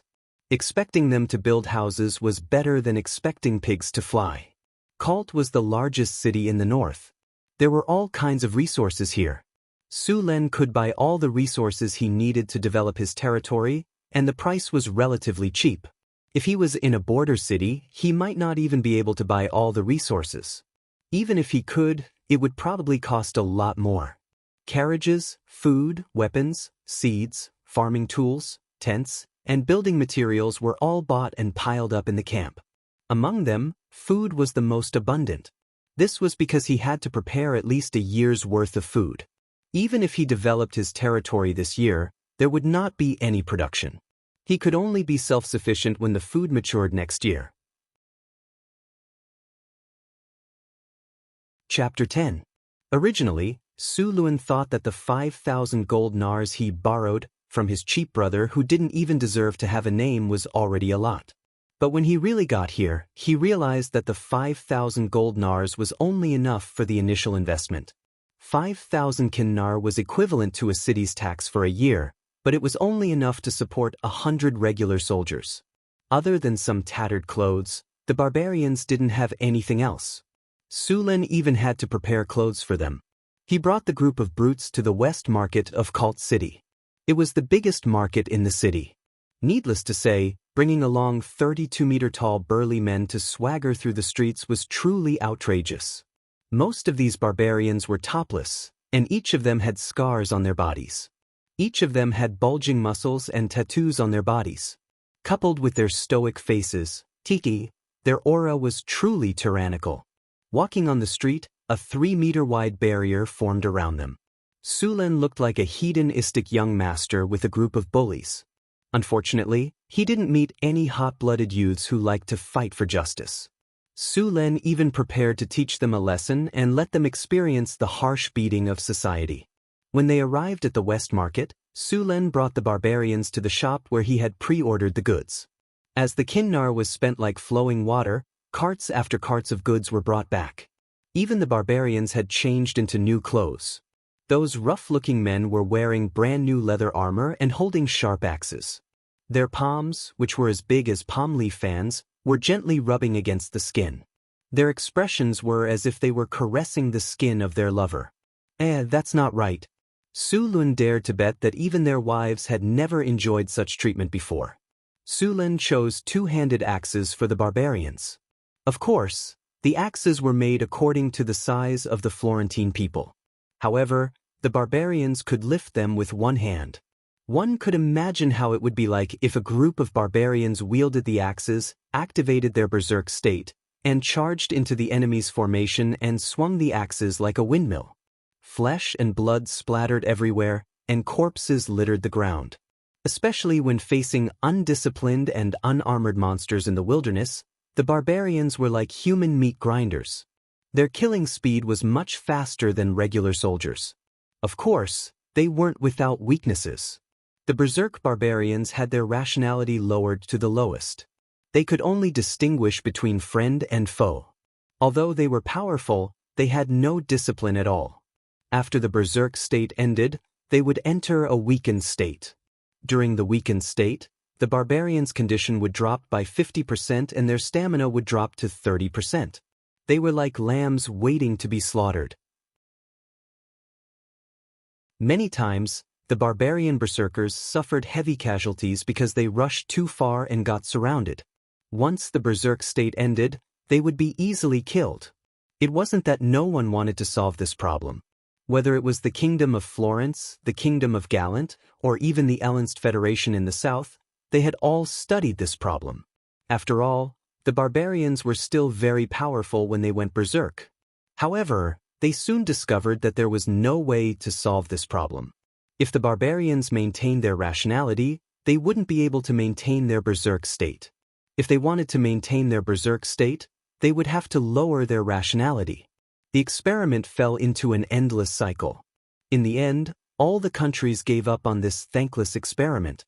After spending a day, Sulen finally transported all the resources back. As for whether he was cheated or not, there was no need to worry. Sulen purposely brought more than 30 strong barbarians to intimidate the merchants. If the price they offered was unreasonable or there were problems with the resources, he wouldn't mind letting them have a taste of their own medicine. After preparing all the supplies, Sulen left a month's worth of food for the barbarian women and children in the camp. Then he led the convoy out of Kalt City. To use an old saying, the wheel of history had begun to roll. After leaving Kalt City, Sulen's group headed northeast. There were more than a dozen cities of various sizes to the north of Cult City. There were many human settlements around Cult City. This was the actual area under Cult City's control. If Su Lin wanted to expand his territory, he could only go further away. After leaving Cult City's area of control, the road became bumpy again. The north was different from the south. There were large stretches of wilderness between the cities. There were many bandits, goblins, kobolds, gnolls, and even humans living in the wilderness. Every once in a while, the garrisons of the surrounding cities would conduct a cleanup in the wilderness near the cities. Their goal was to reduce the number of these creatures. It was unrealistic to say that they had completely cleaned up the area. Goblins and kobolds were like weeds in the wilderness. Moreover, their reproductive abilities were too strong. They were born in groups every time. Even if there was no food, they could still survive by eating grass or even soil. Sullen's group was huge. There were 30 carriages fully loaded with goods. In order to transport these goods, Su Lin specially hired a mercenary group. The entire group had more than 100 people. With such a large caravan, the smaller tribes in the wilderness didn't dare to attack at all. They didn't have the ability to do so either. This also made Sullen's plan to take advantage of this opportunity to farm monsters go down the drain. After traveling in the wilderness for 5 days, Sullen's group finally arrived at Blackstone City, the northernmost city of the Kingdom of Florence. It was a small border city with only 5,000 permanent residents. However, it had 1,000 soldiers. The city wasn't large either. Su Lin didn't see any human settlements outside the city. It was obviously a fortress city. The caravan didn't enter the city. They went around the city and officially entered the wilderness. From then on, Sullen's group didn't encounter any human cities. At this point, the real test had just begun. After passing Blackstone City, the number of monsters in the wilderness increased significantly. Su Lin had found that there were many eyes peeping around the caravan. However, these monsters hiding in the dark didn't directly attack. As the caravan went deeper into the wilderness, there were more and more tails around the caravan. By the 4th day in the wilderness, the number of tails around the caravan had swelled to hundreds. This number was enough to clean up once. He was going to let these barbarians try their axes and see the combat power of these barbarians. In fact, after he officially left the city with these barbarians, his system had already sent a notification. Su Lin had an army of 35 people. There were also the attributes of this army on the system panel. Northern Barbarian Guard, number 35 unit. Barbarian, morale, 85. After these barbarians joined Sullen's army, they directly surpassed the barbarian soldiers and became second-level barbarian warriors. The leader, Johnson, was a barbarian warrior and also a hero unit. Chapter 11. The barbarians were indeed powerful. Level 1 barbarian soldiers already had the sturdy trait. Once they became barbarian warriors, they would gain the berserk skill. Only then would they be qualified to be called berserkers. Sullen's team only had one barbarian warrior. Other than sturdy and berserk, the barbarian warrior also had endurance and whirlwind slash. Only barbarian warriors were qualified to be killing machines. Of course, this was only for low-level monsters. Sturdy, beginner. You are born with a strong body. The power of your bloodline gives you a strong physique. Your strength and physique are permanently increased by 2 points. Berserk, after a long battle, you will awaken the power in your bloodline. When you are angry or excited, you can enter a berserk state. Pain is reduced by 70%, strength is increased by 20%, movement speed is increased by 10%, and intelligence is reduced by 50%. Endurance, after a long period of training and battle, your body has gradually surpassed the limits of a normal person. You will gain a strong life force. Normal injuries will be weakened. Permanently increase your HP by 10 points, your physique by 10 points, and your physique recovery speed is increased by 20%. Whirlwind slash. With your body as the axis, you can spin 180 degrees or more to quickly swing your weapon. The weapon will be imbued with a weak sword aura, causing great damage to enemies around you.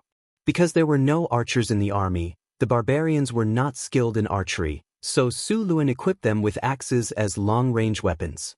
Sure enough, these barbarians had a special preference for axes. They could hit the target at a distance of 30 paces without fail. Stop! Su Luen pulled on the reins. The team quickly stopped.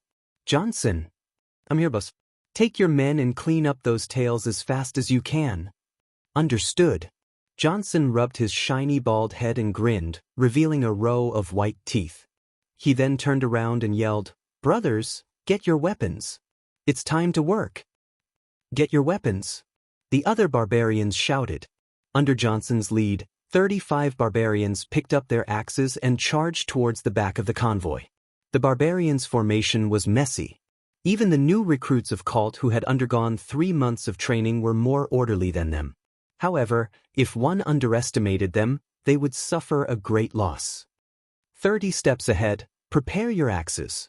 Throw freely. The barbarians were tall and long. Before the kobolds, goblins, and gnolls could react, they were already 30 steps away. It was already too late for them to react. A gnoll who looked like a leader hurriedly commanded the monsters to attack. They did not think that a mere 30 humans would be a match for them. Their huge advantage in numbers had inflated their ego.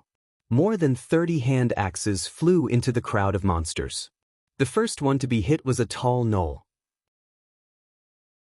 One of the hand axes hit its head, and the huge force almost cut its head in half. Half of the axe's blade had sunk into the gnoll's head. Even an ogre would not be able to withstand such a serious injury, let alone a gnoll. Due to the close distance and the fact that the gnolls, goblins, and kobolds were standing close together, there was no time to dodge. The monsters in front were hit one after another. The luckier ones only had their limbs chopped off and fell to the ground, wailing in pain. The unluckier ones had their heads cut open and were sent back to the underworld before they could even scream. 2 rounds of throwing axes stunned the monsters. At least a third of them died on the spot, and many more were injured. After 2 rounds of throwing, the barbarians charged into the crowd of monsters. Equipped with new equipment, the barbarians displayed their overwhelming strength against the wasteland monsters that looked like beggars. Facing the wooden sticks and claws of the monsters, the barbarians did not dodge at all. They charged straight at the gnolls and goblins.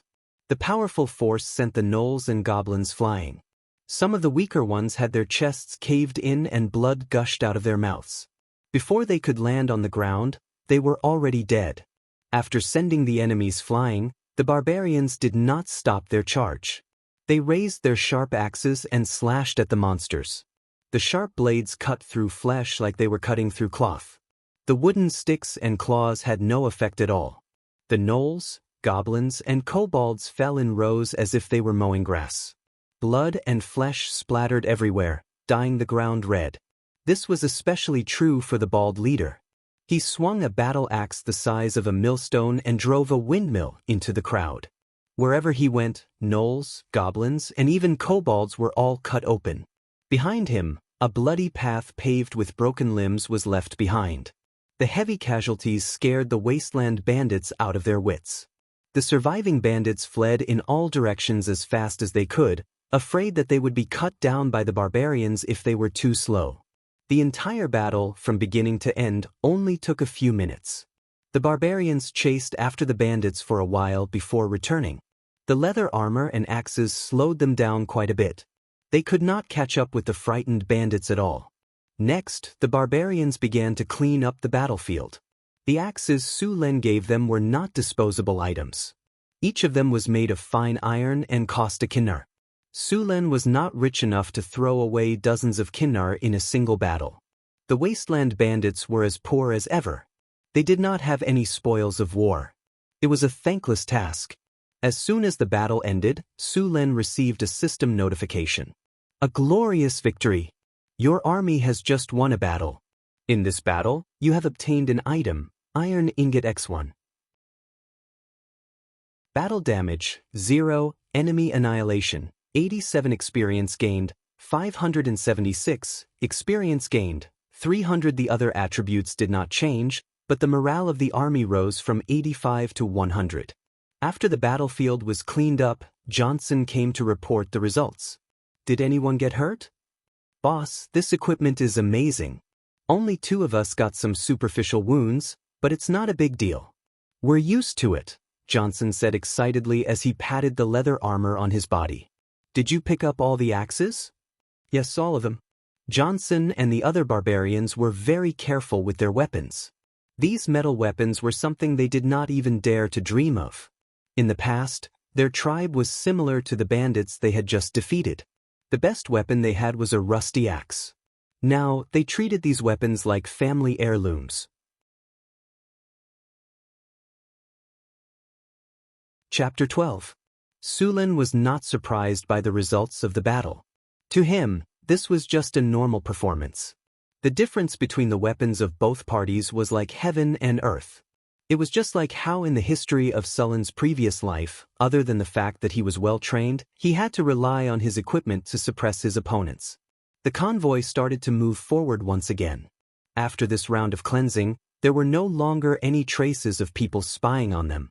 The mercenaries in the convoy also became respectful toward the noble, Sun. Even the speed of the convoy increased by a lot. After moving forward in the wilderness for 5 days, the convoy had already entered the depths of the wilderness. They were now at least 200 kilometers away from the nearest city, Blackrock City. According to the requirements of the expansion order, Sulen could only designate territories that were more than 100 kilometers away from cities. In fact, he had already exceeded this requirement, and the extra area was reserved for the future development of his territory. The expansion order did not specify the size of the territory. Theoretically speaking, as long as one had the ability, one could freely enclose land in the wilderness. Of course, this was only in theory. In fact, ever since the expansion movement started, the largest piece of land developed had not exceeded 300 li.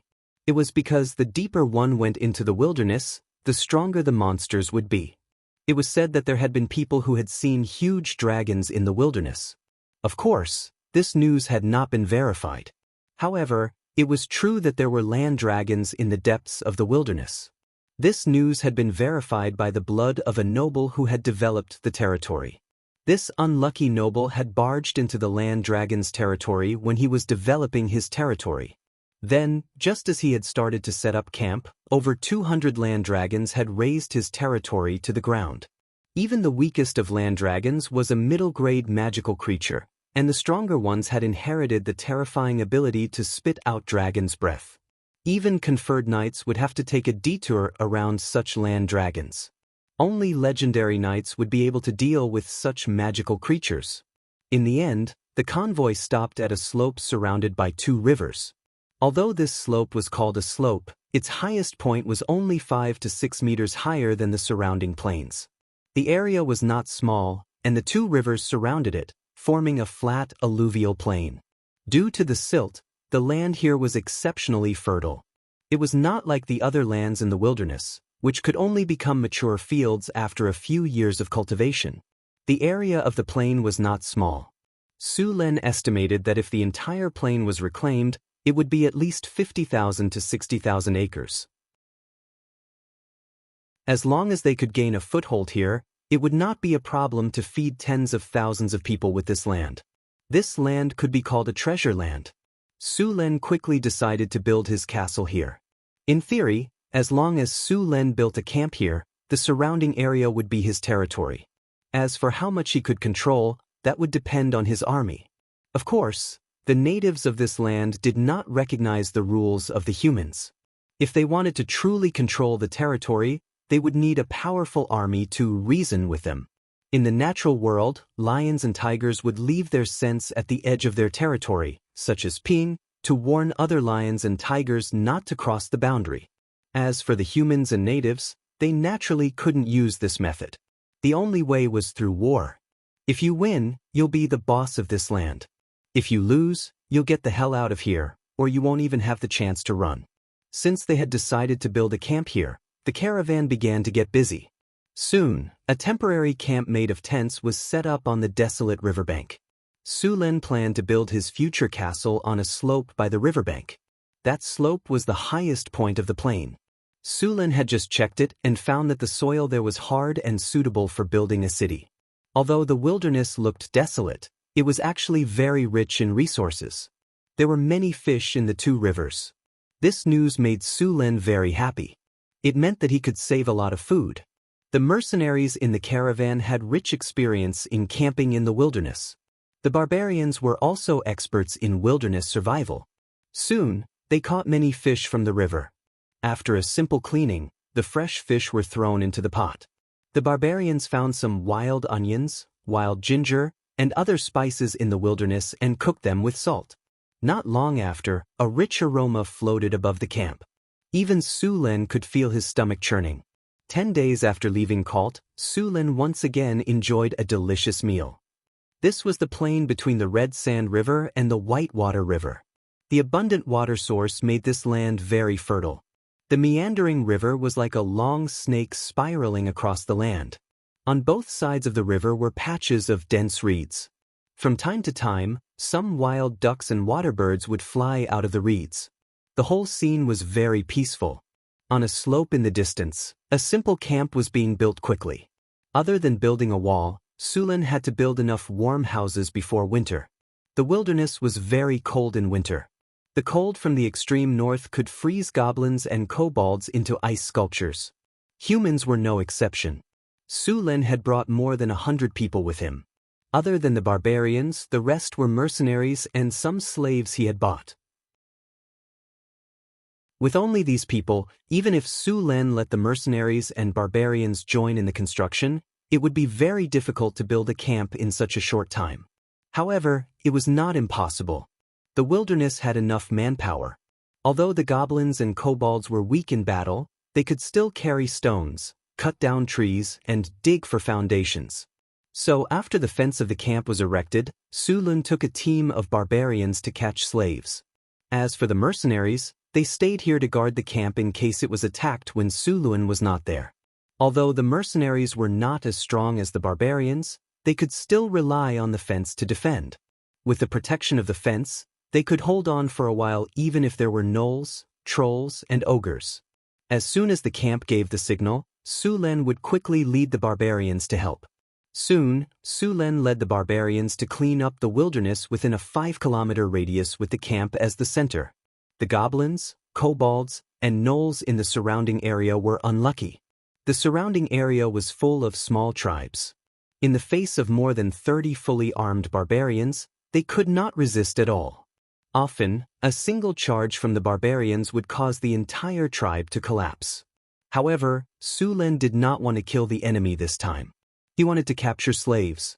The goblins and kobolds that were escaping in all directions were not easy to capture. Sulen could only split the barbarians into 2 teams. He led one team to attack, and Johnson led the other team to ambush them in advance. This way, they could capture as many slaves as possible. Chapter 13. Sulen didn't know much about battle. After all, he hadn't received proper military education since he was young. He was just a normal university student in his previous life. He wasn't a military student, and he didn't serve in the army. His knowledge of military command came from movies, as well as his interactions with this world. However, after experiencing the era of information explosion, Sulen also learned a lot about tactics and strategies from other channels, even if he only learned by analogy. Although they were still on par with each other, bullying these barbarians wasn't a problem at all. Soon, Sulen discovered a small tribe. It was a kobold tribe, and there were more than 200 adult kobolds. The entire tribe was built on an empty plot of land, and they used large amounts of reeds and wood to build huts. The entire camp was dirty and messy, and Sulen could smell an unpleasant stench from afar. Warriors crushed them. The barbarians' strength was in breaking through enemy lines. As for formation and defense, they really didn't know that. Therefore, in this situation, commanding didn't have much of an effect. Perhaps the only use was to attack. After Sulen arranged for a team to intercept the kobolds, he led the remaining barbarians in an attack. The kobolds didn't panic at the barbarians' charge. Instead, they rushed forward excitedly. In the wilderness, the courage of the barbarians was proportional to their numbers. The more of them there were, the more courageous they became. When they saw that there were only a dozen of them, they bared their yellowed fangs. Unfortunately, they were facing Sullen's barbarian warriors. These fully armed barbarians didn't care about the kobolds at all. Raise morale. Charge. Su Len used his military tactics on his own troops. The already high morale of 90 immediately rose to 100. The barbarians were very fast. Under Sullen's lead, a dozen barbarians quickly approached the kobold camp. Hand axes. Attack at will. Under Sullen's orders, the barbarians picked up the hand axes at their waists and swung them at the area where the kobolds were concentrated. After 2 rounds of hand axes, they created a gap in the area where the kobolds were concentrated. After creating an opening, Su Len took the lead and led the barbarian warriors forward. With Sullen's strength, he could clear out the entire camp by himself. With the addition of a dozen barbarians, it was like a hot knife through butter, killing all the kobolds he encountered along the way. The battle ended quickly. Sullen's strength had scared the kobolds out of their wits. After only a few minutes of contact, the kobolds began to crumble. After defeating the group of kobolds, Su Len stopped attacking. His main goal this time was not to kill, but to capture slaves. If he killed all the kobolds, who would build his territory for him? Therefore, after defeating them, Su Len consciously drove the kobolds to the place where he had set up an ambush. Leaving a few people behind to clean up the battlefield, Su Len led the rest of the barbarian warriors to chase the kobolds away. The kobolds were not very fast. Even if they were fully armed, the barbarians could still easily keep up. After all, the kobolds were tall and had long legs. One step was equivalent to several steps. They spread out in formation and drove the kobolds in a semicircle in the direction Su Len had set. The barbarians did not chase after them, but maintained a distance of 20 to 30 meters. If they deviated from the path, Su Len would lead the barbarians to correct them. After running for 2 kilometers, the kobolds were driven to the predetermined location. At this time, the kobolds were so tired that they wanted to stick their tongues out. As natives of the wilderness, the kobolds were not known for their endurance. These guys were the lowest level in the wilderness, just like the goblins. Johnson, who had set up an ambush in front, had set up many traps. When the kobolds arrived, the ropes were pulled up one by one. The kobolds running in front did not even have time to react before they fell to the ground. The kobolds at the back wanted to stop, but they were forcefully pushed forward by the kobolds behind them. As a result, rows of kobolds fell to the ground one after another. These exhausted kobolds could not even get up after falling down. They were immediately covered by the barbarians' nets. The remaining kobolds who reacted could not escape. When they stopped and wanted to change directions, they found themselves surrounded by barbarians. In the end, these kobolds trembled in fear and begged for their lives on the ground. Su Len asked the barbarians to tie these kobolds up with ropes. In order to prevent them from escaping, he strung them up. After realizing that the demons in front of them had no intention of killing them, the kobolds were very cooperative. A few of them even helped the barbarians tie themselves up with ropes. In the end, Su Len caught more than 160 kobolds. These were not seriously injured. As for the seriously injured ones, they had already been killed when they were tied up. Su Len did not have any medicine to treat the kobolds. After cleaning up the battlefield, Su Len led the barbarians to drive the kobolds back to the camp. These kobolds were scared out of their wits and did not dare to resist. They obediently followed Sullen's orders and walked towards the camp. In reality, they could not run even if they wanted to. Dozens of kobolds were strung up in a row. With the kobolds' discipline, if they tried to escape, the entire row of kobolds would fall to the ground. Kobolds were called kobolds, but they did not look like dogs. Instead, they looked more like lizards. They did not have the fur of gnolls. Instead, they had black or brown scales. They were short and afraid of strong light. Because their language sounded like dog barking, they were called kobolds. However, they claimed that they were descendants of dragons and had the blood of dragons. Many people thought this was a joke. However, kobolds did no dragon language. It was just that their dragon language was very bad. Furthermore, Kobolds were also oviparous. Some mutated kobolds had spell-like abilities and became kobold sorcerers. However, the appearance of kobold sorcerers pulled down the bottom line of all spellcasters. Sulen and the others did not find any kobold sorcerers in the kobold tribe. Even in the human world, only 1 in 1,000 people had the talent to become a spellcaster. The probability of kobolds becoming a kobold sorcerer was not higher than humans. Among all the human races, elves had the highest probability of becoming a spellcaster. Almost all elves knew how to cast spells. However, elves had not appeared for hundreds of years. Chapter 14. When Sulen brought the kobold slaves back to the camp, it was already time for dinner. The barbarians herded the group of kobold slaves and locked them in a simple fence outside the camp. The dinner was sumptuous. There was a lot of fish in the nearby river, so it only took a little effort to get enough fish. The fragrant fish soup paired with the black bread made for a decent dinner. The black bread was bought from Cult. When it was fresh out of the oven, it tasted pretty good. Once it cooled, it became hard enough to be used as a wooden stick. It tasted dry and unpalatable, but there was a benefit to it. It could be stored for a long time without going bad. He sliced the rye bread and soaked it in the delicious and scalding fish soup. The rich soup soon softened the cold and hard rye bread. After absorbing the delicious fish soup, it became soft and delicious. Coupled with the smooth and tender fish meat, his hungry stomach was quickly satisfied. Sulen put down the big bowl in his hand and rubbed his belly comfortably. Johnson, give the rest of the fish soup and fish bones to the kobolds. Don't let them starve to death. Creatures like kobolds didn't have high requirements for food. Even some leftovers were enough for them.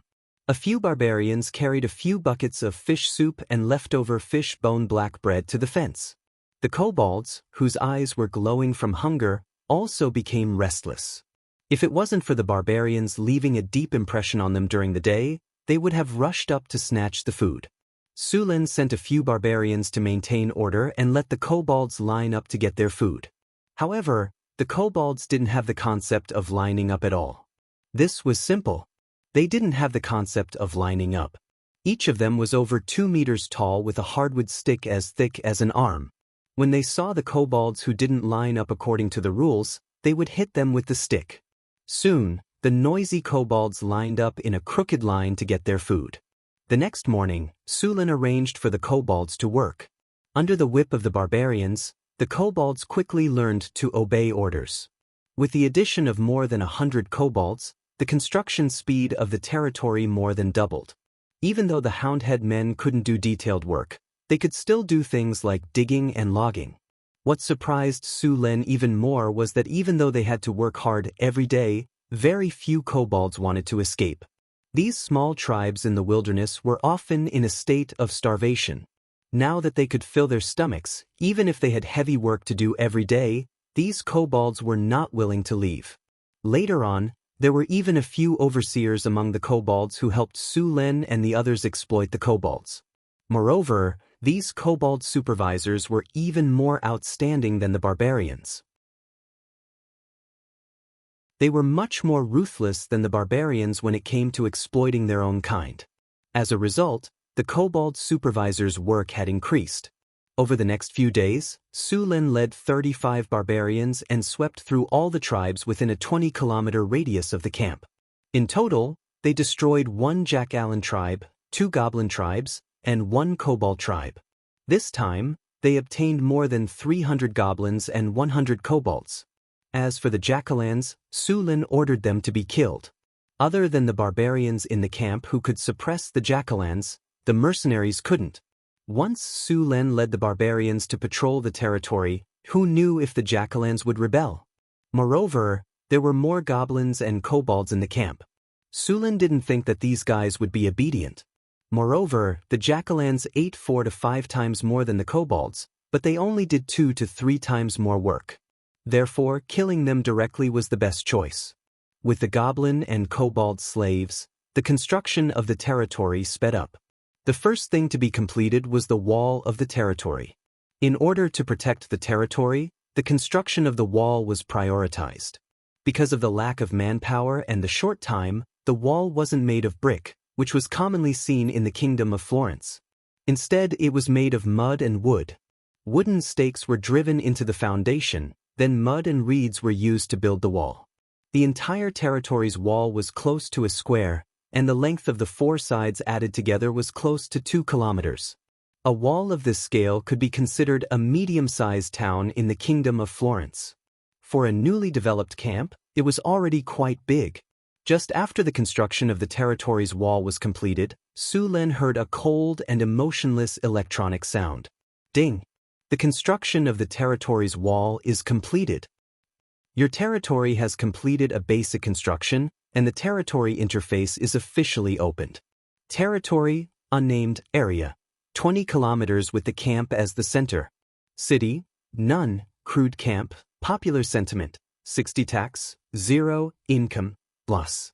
Population, 45 slaves, 35 barbarians, 337 goblin slaves, 352 cobalt slaves, 40 mercenaries. Supplies, 30 four-wheeled carriages, 200 units of food, 20 units of bacon. 1 unit of food is equivalent to 100 kilograms.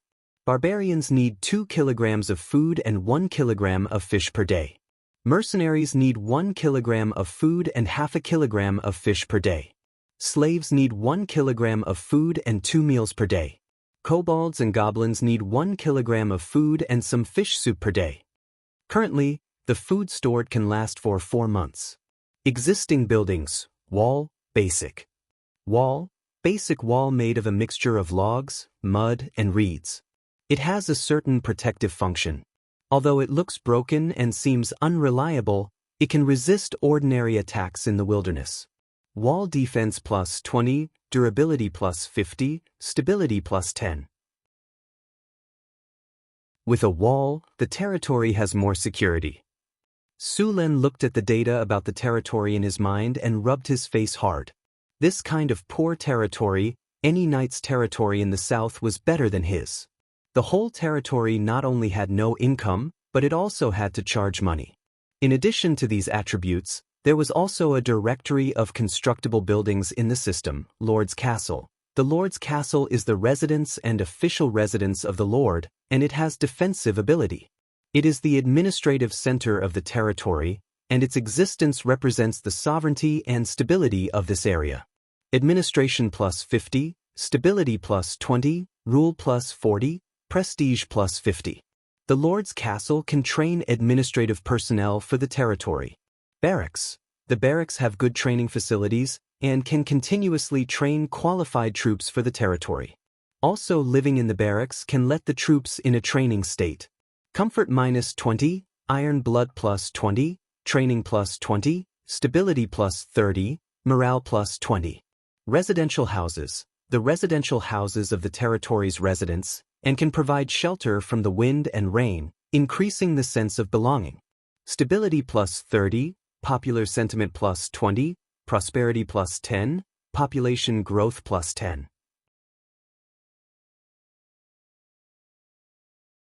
Chapter 15. Arable land. The arable land within the walls can continue to produce food when the territory is besieged, helping the territory survive the crisis. The food produced from the arable land can be used to feed the residents and increase the population. A strong agriculture is the foundation of a country. Harvest plus 20, stability plus 20, prosperity plus 10. Trading market. This is the main commercial area in the territory. It can bring in a lot of money and is one of the main sources of the territory's funds. Trade plus 30, prosperity plus 30, taxes plus 30, security minus 10. Roads. If you want to be rich, you have to build roads first. A good road will bring a lot of convenience to your territory. Movement speed plus 10, prosperity plus 15, stability plus 15. Security. Maintain the security of the city and fight crime. When the territory's population increases, all kinds of crime will naturally appear. You need a security team and a security officer to manage it. Security plus 20, popular sentiment plus 20, crime minus 5, intimidation plus 15. Beacon tower. Building a beacon tower can quickly transmit information within the territory and warn the territory in advance. Communication plus 30, stability plus 20. Lumber mill. The lumber mill can provide a lot of wood for the territory and is very important for the development of the territory. At the same time, it can provide a source of funds for the territory. Work efficiency plus 20, prosperity plus 5. Port. The territory has 2 rivers. These rivers provide the territory with a strong transportation capacity and abundant fishing. The cost of using ships to transport goods is very low. At the same time, it can be used for military purposes. Relying on ships, the army can quickly disembark from the 2 rivers. Shipping plus 20, fishing plus 25, prosperity plus 15. Well, the well can provide the territory with a clean water source. At the same time, when the city is besieged, the city will not lack water. Hygiene plus 15, security plus 15.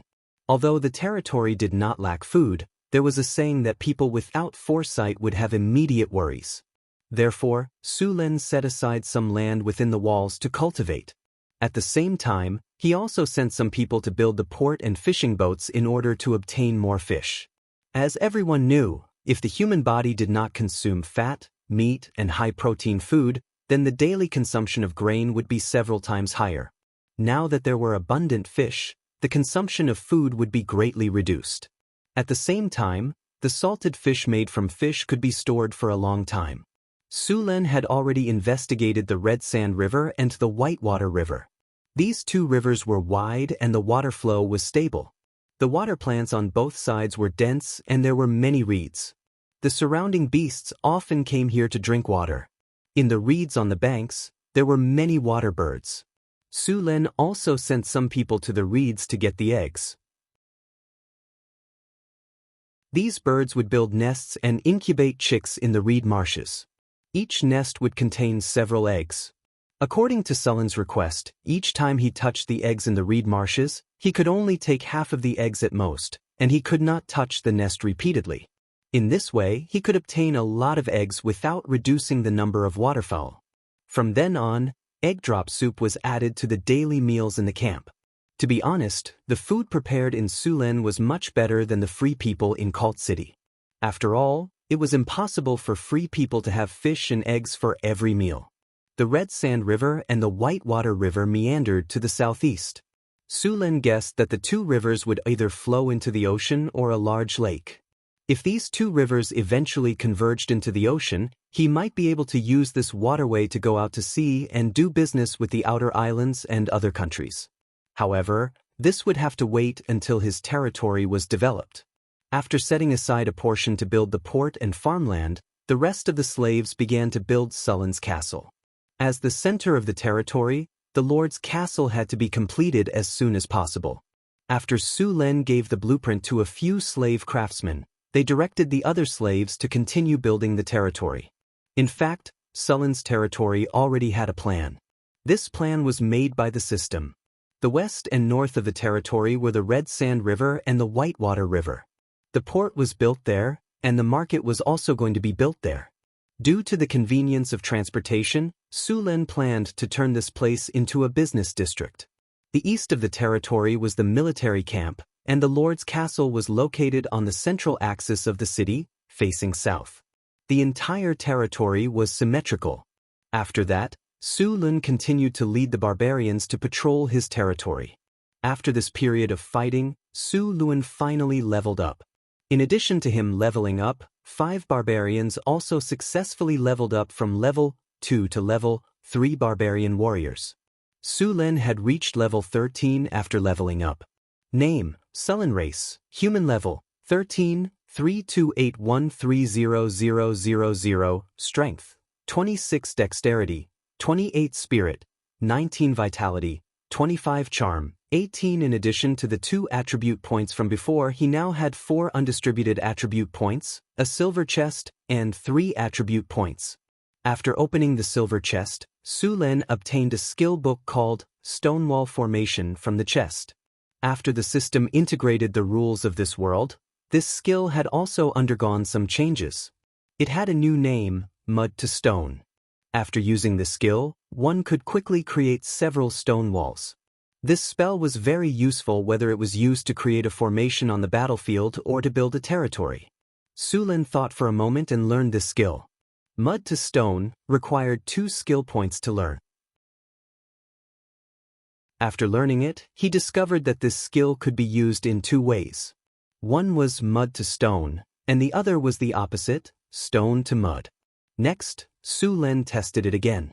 As a yellow light entered his feet, the soil under his feet suddenly arched up. In the blink of an eye, it turned into a wall, and the wall turned into stone in a breath. Sulin walked to the stone wall and gently knocked on it a few times with his hand. It was indeed a stone wall. The stone wall in front of him was 10 meters long, 3 meters high, and 50 centimeters thick. The defense of the stone wall was higher than that of ordinary stone. Sulin felt his magic. He could continuously create 6 stone walls of this size, and then his magic would be exhausted. He now had 190 points of magic. 1 point of spirit was equivalent to 10 points of magic. Creating a stone wall would consume 30 points. Similarly, turning a stone wall into mud would consume 30 points of magic. Compared to the magic consumption, this spell was very useful. Sulin still had 4 free attribute points. This time, he added all of them to his spirit. His spirit became 23 points, and 230 points of magic could create 7 stone walls. The heal, that he learned previously, only consumed 10 points of magic each time. Now that he was in his best condition, he could continuously use the heal 23 times. Chapter 16. He had tested the effects of Life Heal before. It could quickly heal injuries on himself or others. However, it could only heal minor injuries such as broken bones. It was much less effective. Of course, it was still much faster than natural recovery. In the next few days, Sulin would take some time to cast mud to stone on the walls of his territory. The mud walls were turned into stone walls. Every morning, after using up all his mana, Sulin would bring his men to patrol the camp. When his mana was almost recovered, he would come back and cast mud to stone again. In just a few days, one of the walls had been turned into a stone wall. In addition to clearing out the goblins, kobolds, and gnolls in his territory, Sulin used a parchment to draw the rough terrain of his territory. What surprised him was that after he finished drawing the map, the system also activated the strategic map. The strategic map of the system was worlds apart from the one he drew. His map could only show the rough terrain of the area, but the strategic map of the system was amazing. It was completely scaled down to a certain scale. What surprised Sulin even more was that the strategic map could be zoomed in or out. However, this strategic map only showed the part of Sulin's territory. The areas beyond the territory were all black and could not be seen. At his location, there was an obvious mark of a small person on the map. Around the small person, there were dots that represented other people. This range was about 100 meters. After this range, it was no longer displayed. Sulin studied it for a while. The green dots represented his companions and subordinates. All the barbarians were of the same color. The mercenaries were yellow. As for the slaves, they were blue. In the battle map, people or monsters that were hostile to him were marked with red dots. Having the strategic map was a great help to him. It allowed him to have a god's perspective. The battlefield was one-sided and transparent to him. Not only could he command the army better, but he could also be the first to know if the enemy was plotting something. In addition to these, the map had detailed markings on the hills, rivers, forests, and plains within the territory. Although it was only some basic information, it wasn't easy to obtain such detailed information even in the 21st century, let alone in a world with a civilization level that was only in the middle world. Sulin tried to shrink the map. Soon, the area that represented his territory on the map shrank to a barely visible spot. Obviously, the size of this world was unexpectedly large. When he returned to the camp, it was still bustling with activity. 50 mu of farmland in the camp had been cultivated, and 200 mu of farmland outside the camp had been cultivated. In order to increase grain production, potatoes were planted in these farmlands. Compared to wheat, the yield of potatoes was several times higher. Although there was a lack of fertilizer in this world and the variety of potatoes was not as good as in his previous world, the yield of potatoes here was still more than 500 kilograms. As for wheat, the yield in the south could reach 400 kilograms, while in the north it was only 300 kilograms. More importantly, even in the cold climate of the north, potatoes could be easily cooked twice a year. In this way, 1 moo of potatoes could produce 6 to 8 times more food than wheat. As long as Su Lin had a brain, he would know what to do. Only when he had a firm foothold here would Su Lin slowly change part of the potato farmlands to wheat. After all, white bread made from wheat flour tasted good. Similarly, the port in the northwest of the territory was almost completed. Because there were no ships docking at the moment, the port wasn't built too big. So far, the port was used for fishing. There was no lack of trees in the wasteland. After the kobolds and gnomes cut down the trees, there were naturally craftsmen who went to build fishing boats. Although the trees that hadn't been dried were not good materials for making boats, they couldn't care less. The fishing boats that were made directly from logs had a short lifespan. It was estimated that they would be damaged or deformed in 3 months. However, there was no problem for them to be used for fishing. Because of the abundance of fish in the river, although there were only 5 or 6 fishing boats, they could catch 200 to 300 kilograms of fish every day. It could be said that just the fish here were enough to supply the camp's food. The excess fish had been pickled with salt, and while the sun was still scorching, these salted fish were dried and stored.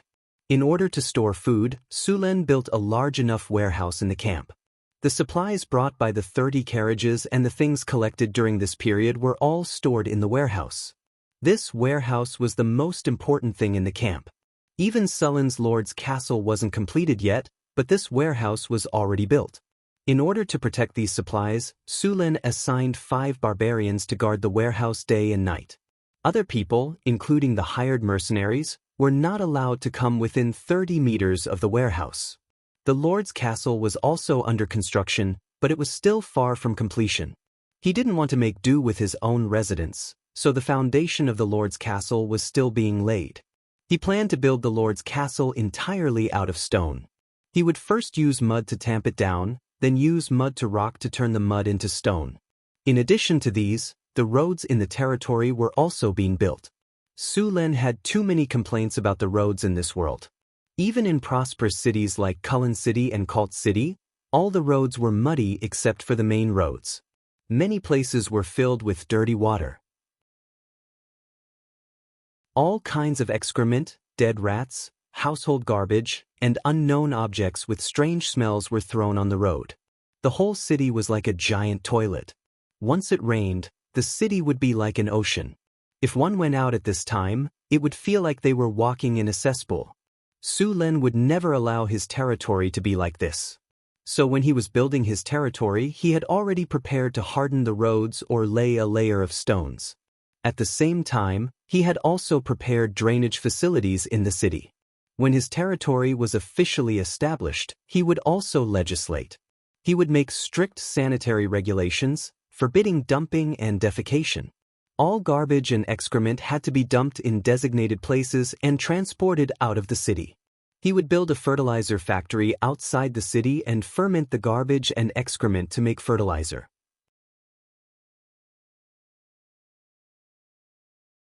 Chapter 17. Although Su Lin had lived in this world for more than 10 years, he was still not used to the city environment. Apart from the nobles' district and the merchants' district, the sanitation in the other areas was too poor. Now that he was developing his own territory, Su Lin naturally wouldn't let his city become like that. Boss, look, the signal. Just as Su Lin was checking the progress of the construction of the territory, a barbarian warrior pointed to the northeast and shouted. Su Lin looked up and saw a cloud of black smoke in the distance. Sullen's eyes flashed as he leaped onto the city wall. After setting up the camp, Su Lin had already built a few beacon towers around the territory. These towers were simple in structure. They were made of mud and then turned into stone using mud to rock. There were some things to ignite the fire inside. He had also arranged for people to stand guard on the towers. If they discovered an enemy invasion, They would light the beacon immediately to alert the territory and send a signal. One beacon meant that there were about 100 enemies. 2 beacons meant that there were more than 500 enemies. If there were 3 beacons, it meant that there were more than 1,000 enemies. Su Lin stood on the walls of the camp. 2 beacons were clearly visible in the distance. It was obvious that there were at least 500 enemies this time. Seeing this situation, Su Lin didn't delay and immediately ordered all the kobolds and goblins to be locked up in the fence in the camp. He didn't trust these slaves at all. What if these goblins and kobolds rebelled while he was leading people to fight the enemy? As for killing them, what would happen to the construction of the territory? Therefore, he could only lock them up temporarily. Immediately tell everyone to return to the team. Also, tell the mercenaries to help defend. Su Lin ordered directly. Yes, boss. The barbarian warrior beside him immediately ran to pass on the order. After the order was given, the camp immediately became busy. The kobolds and goblins were locked up in the fence, and the 35 barbarian warriors quickly gathered. After this period of battle, half of these barbarian warriors had become barbarian warriors. The leader, Johnson, had even advanced to become a giant axe berserker. This team of barbarian soldiers was much stronger than when they first entered the wilderness. Just as the barbarians finished gathering, the mercenaries also hurried over. Master Su Lin, I think we should abandon this place and leave as soon as possible. As soon as he walked over, Xian, the leader of the mercenaries, said impatiently, those gnolls, goblins, and kobolds are still far away from us. If we leave now, we have a great chance of escaping.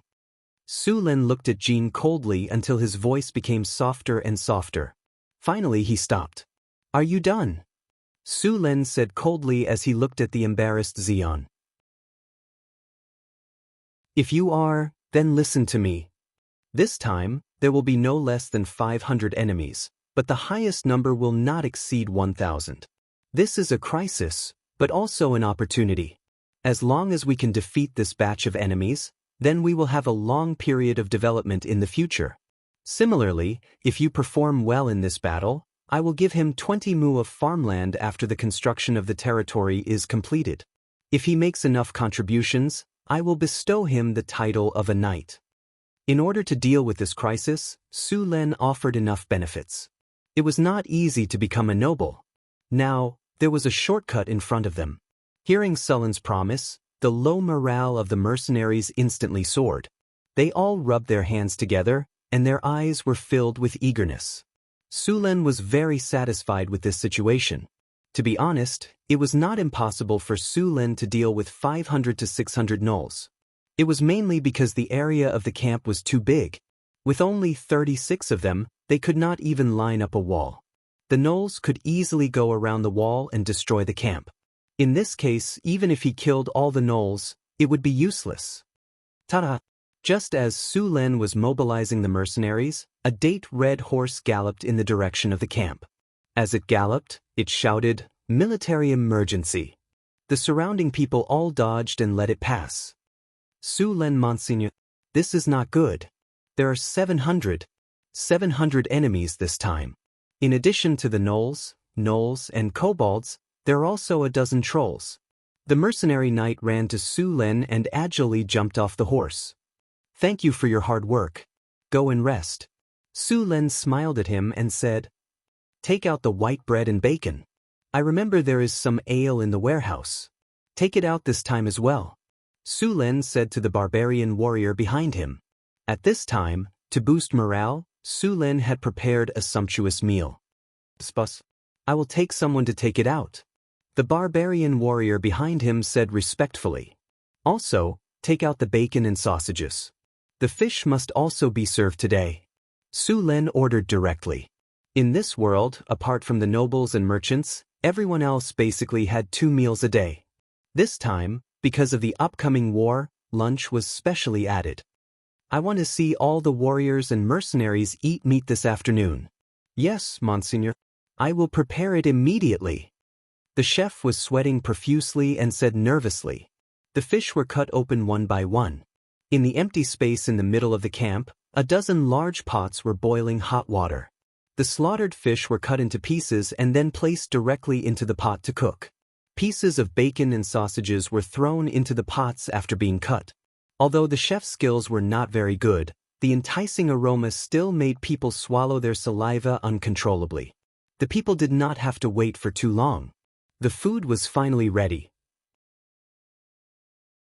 Sulen picked up a bowl and filled it with delicious meat soup. He then took a piece of white bread and took a bite.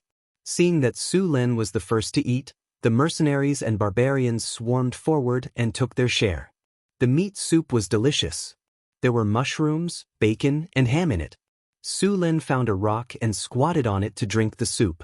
The barbarian warrior was also very quiet. He sat on the ground with a bowl of meat soup and a piece of white bread in one hand. According to the previous reports, there were more than 700 enemies this time. Half of them were goblins and kobolds, about 300 to 400 of them. The rest were gnolls and a dozen trolls. Trolls were a powerful creature. They were far more powerful than gnolls. They were very strong and liked to use maces. However, their strongest point was their terrifying regenerative ability. Broken limbs could be regrown. Only magic, fire, or strong acid could truly kill them. P.S. There were some problems with the contract, so it was remailed. It will probably be fixed on Monday.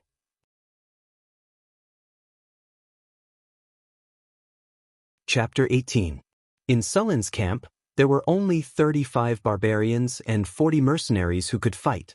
As for the slave craftsmen, their fighting power was negligible. Besides, Sulen was reluctant to let them fight on the battlefield. The cost of these slave craftsmen was much higher than the barbarians. Just these 45 slaves cost more than 1,000 kinar. If these slave craftsmen died on the battlefield, he would have no money to buy more. After a sumptuous lunch, Sulen asked the mercenaries to start organizing their equipment. Then he led the mercenaries to the wall in the northeast. Because of the lack of time, most of the wall in the camp had not been turned into stone. Part of it was on the east side. There were only 2 gates in Sulen's territory. One was on the east side, and the other was on the west side. This time, the enemy was coming from the northeast. There was a high chance that they would attack the east gate. Sulen was going to set up some traps here.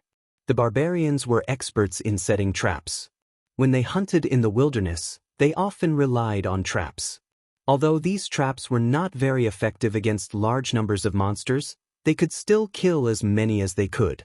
While the barbarians were making traps, Sulen, together with the remaining 45 slave craftsmen, moved out the dried reeds collected these days and piled them near the east gate. Time passed by.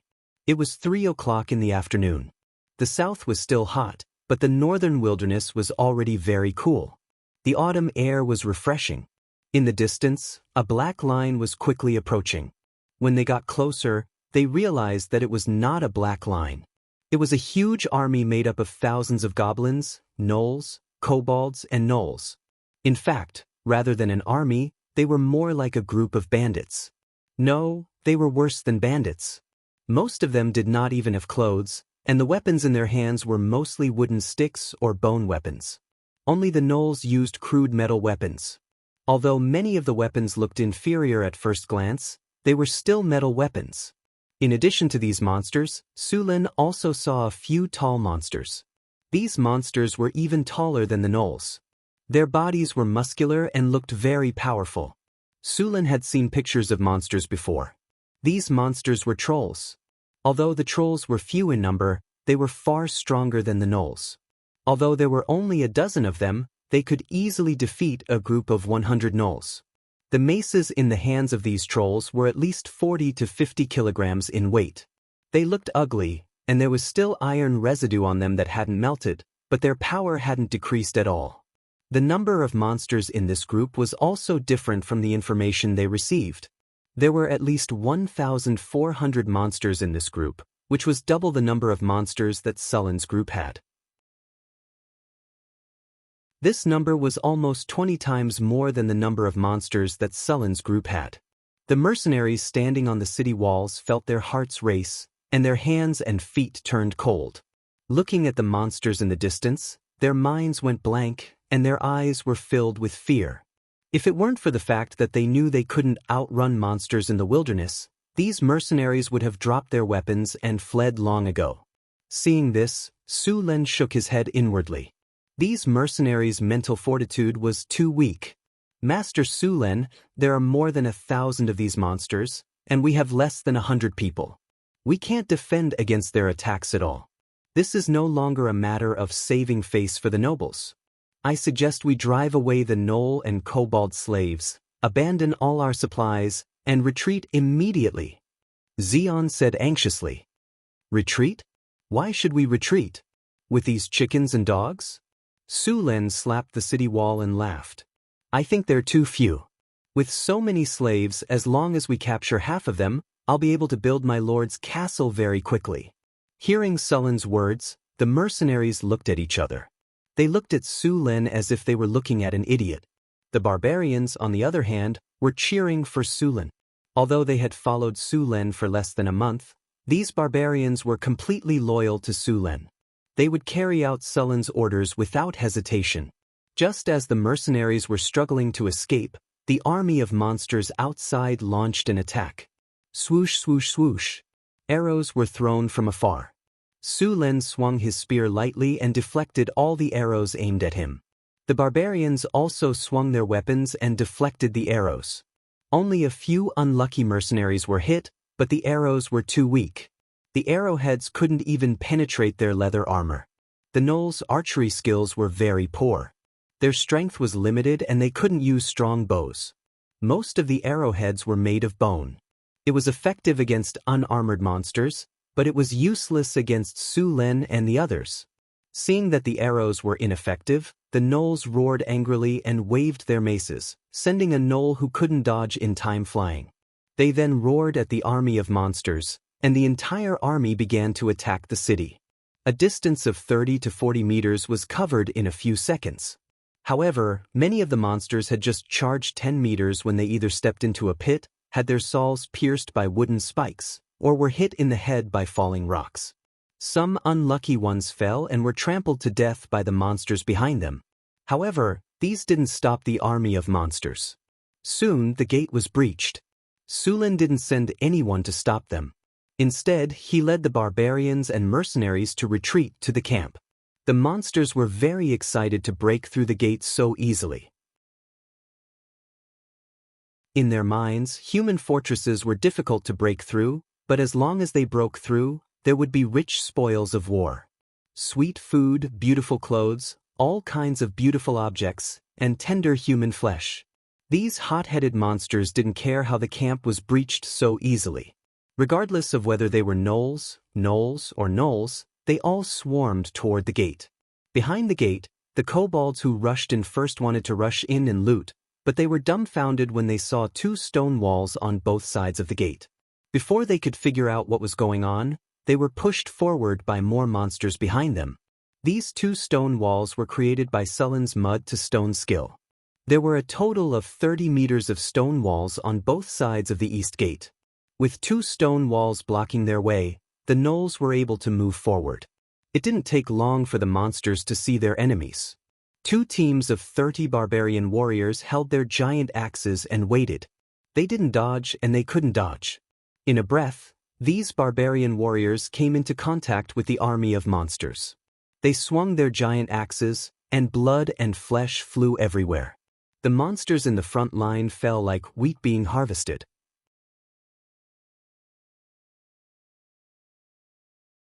Chapter 19. The battle had been intense since the beginning.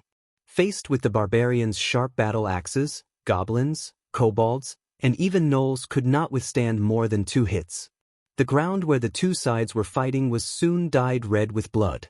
In the narrow space, the goblins and kobolds did not even have a chance to escape. They were directly cut in half by the axes. The first row of barbarian warriors was tired, and the second row immediately took their place. The barbarian warriors took turns killing the monsters, and their efficiency was not affected at all. The monsters in front were blocked by the barbarians and could not move an inch forward. Seeing their companions being killed so easily, many goblins, kobolds, and gnolls wanted to retreat. However, the monsters at the back did not know what was happening in front of them and continued to charge forward. In the end, hundreds of monsters had squeezed into the area 30 meters behind the east gate of the camp, and the number was still increasing. Su-Len stood on the high platform at the back and looked at the monsters flooding in from the east gate of the camp. His expression did not change at all.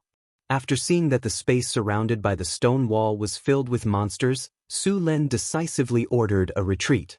The barbarians who had resisted at the exit for more than 10 minutes all retreated. Although it was only a short 10 minutes, they had used up as much energy as a battle. The continuous high-intensity battle had also tired them out. After the barbarians retreated, the monsters who were no longer under pressure were overjoyed and wanted to rush out quickly. However, as soon as the first batch of barbarians rushed out, a stone wall suddenly rose from the ground and blocked the passage in a breath. The gnolls and goblins who could not stop in time slammed into the stone wall. For a moment, dust flew everywhere. Some of the weaker monsters had their sternum crushed and blood spurted out of their mouths. Many gnolls wanted to climb over the stone wall, but the crowded space did not give them a chance to do so. Some lucky ones directly stepped on the bodies of the goblins and kobolds and climbed over the stone wall. However, as soon as they landed, they were stabbed by 5 or 6 mercenaries with spears. Seeing the army of monsters in the simple barbican, Sullen's face revealed a bloodthirsty smile. Under the afterglow of the setting sun, there was a hint of ferocity. Boom! The spear slammed into the ground. Set fire! A loud shout clearly spread throughout the battlefield. In the next second, dozens of torches suddenly rose around the barbican. Then, cans of burning kerosene were thrown into the barbican. Boom! The kerosene instantly ignited into a raging fire. Even the reed poles that had been piled up in the barbican were set ablaze. The monsters that had been tainted by the oil slapped their hands frantically, trying to put out the fire. However, other than igniting more places, there was no effect at all. All the monsters frantically tried to escape, but the surrounding monsters made it impossible for them to move. Even the previous city gate suddenly dropped a 1,000-pound gate. The entire barbican was completely sealed off in an instant. The flames in the barbican grew bigger and bigger. Many gnolls' fur was instantly ignited. The flames burned wantonly in this space, and the screams of the monsters could be heard everywhere. The monsters that were trapped in a desperate situation became even crazier. In order to survive, they began to attack the other monsters around them, trying to clear enough space so that they could step on the corpses of their companions to escape the barbican. However, the moment these monsters landed on the ground, they were killed by the barbarian warriors or mercenaries guarding the perimeter before they could even celebrate. The fire dyed the sky red, and the temperature of the entire camp rose by several degrees. The monsters in the barbican were even more uncomfortable. There was a burning smell in the air, mixed with the fragrance of meat. The stone walls were slightly red from the heat, and the flames showed no signs of weakening.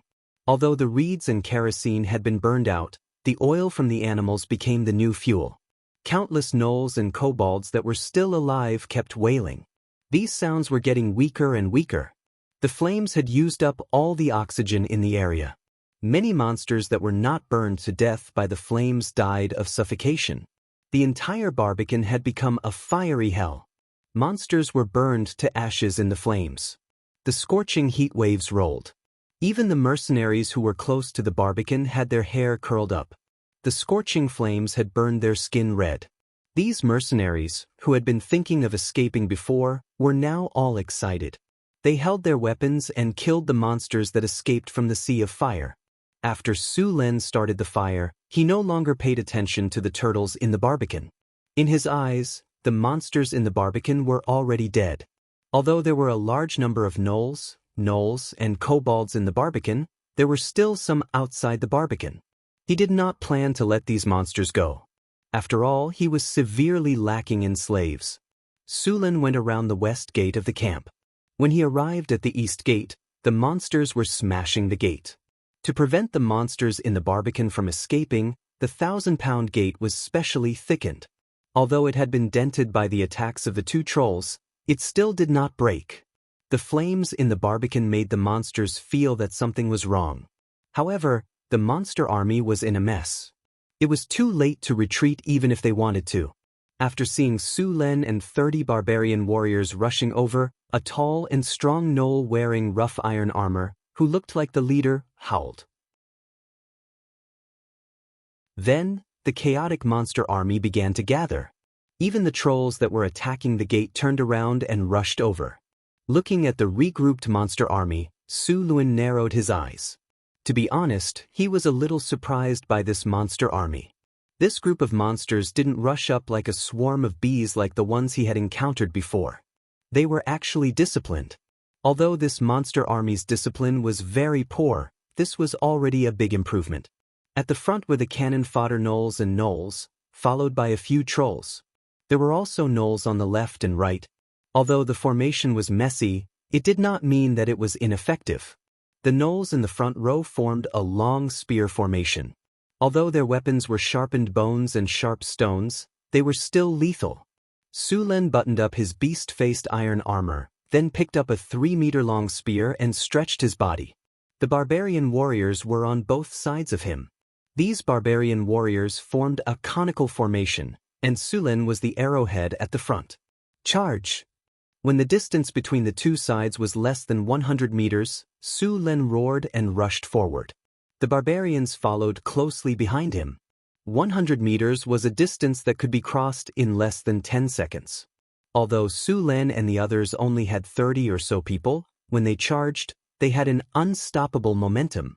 An invisible pressure enveloped the entire battlefield.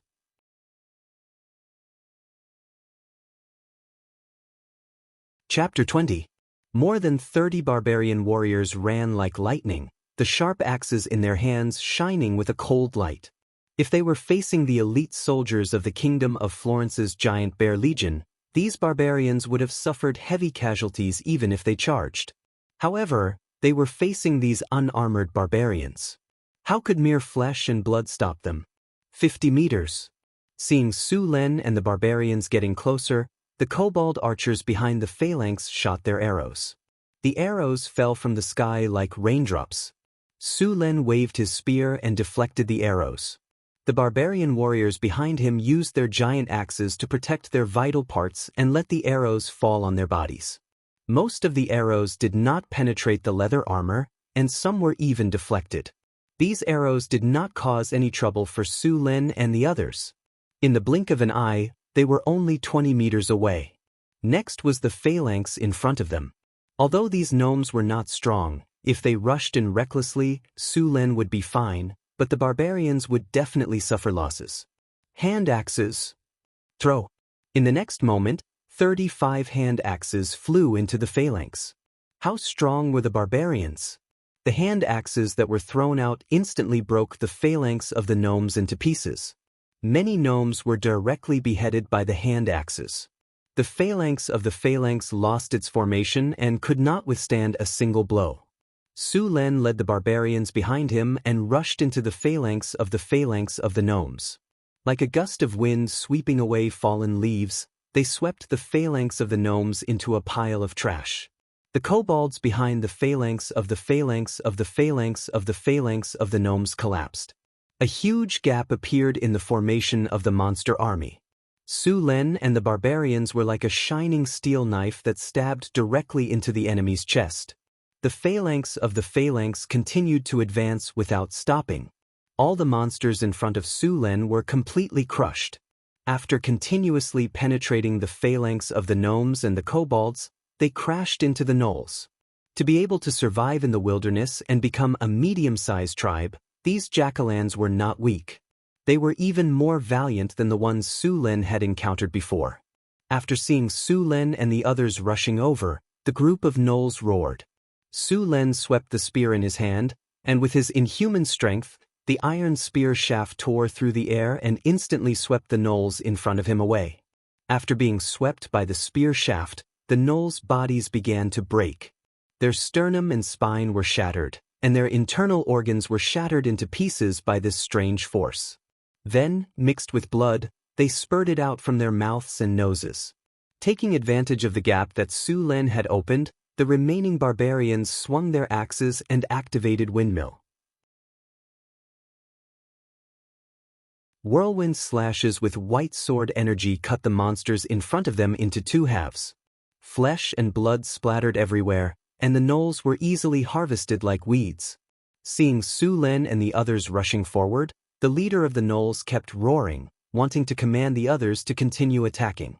However, the group of monsters was already scared out of their wits. No matter how much he roared, they were unwilling to move forward.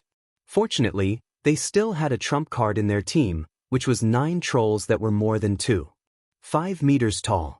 Just as Su Lin swept the last gnoll in front of him away, the front was empty. The entire army of monsters had been pierced through by him. The entire battlefield was in chaos.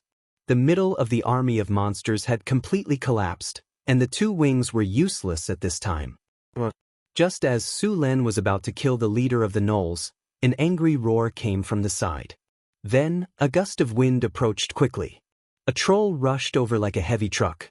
Su Lin waved his arm and blocked the mace. The huge force bent the long spear made of fine iron. The mace was lifted high, and the troll that was rushing over retreated at an even faster speed. Then, it fell heavily to the ground. Blood spurted out of its mouth.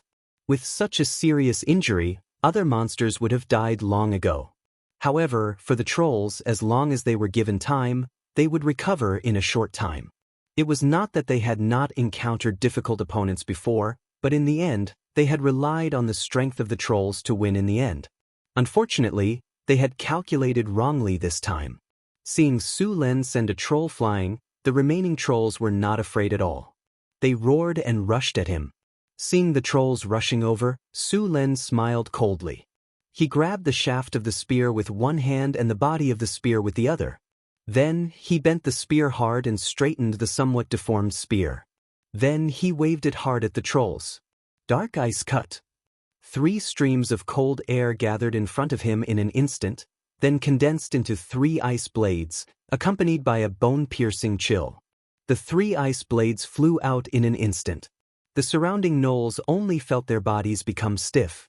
In the next second, a bone-piercing chill flashed by, and then they were plunged into endless darkness. The 3 ice blades cut through the trolls' bodies like rotten wood. Several of the charging trolls stopped in their tracks. In the next moment, their strong bodies were neatly cut into several pieces. No blood flowed out. All of the blood was frozen in an instant. Even the trolls' bodies were frozen at this moment. The 3 ice blades flew for more than 30 meters before disappearing into the air. All monsters in the path of the ice blades, whether gnolls, or trolls, were cut and frozen. The trolls that had the powerful ability to grow again were also dead. The mercenaries on the city wall watched everything that happened on the battlefield not far away. They only felt a chill in their hearts, and their bodies involuntarily broke out in a cold sweat. Although they had seen the Lord's invincible posture on the battlefield several times, the opponents this time were trolls. The powerful and unstoppable force that swept through the battlefield made them feel like the noble in front of them was a mythical hero. Legendary heroes are nothing more than this, Xion said with a pale voice. Just as the mercenaries were sighing, the battle came to an end. After seeing that their biggest reliance was killed, the entire monster army completely collapsed. No one dared to stop them. After seeing the situation, the gnoll leader turned around and ran without saying a word, but it was already too late. Su Lin moved very quickly, and the enemies in front of him dodged. Those who dodged too slowly were directly torn apart by the power of Sullen's spear. The gnoll leader saw the distance between the two rapidly closing, and then madly accelerated to escape. Su Lin shook the spear in his hand and then threw it forward with force.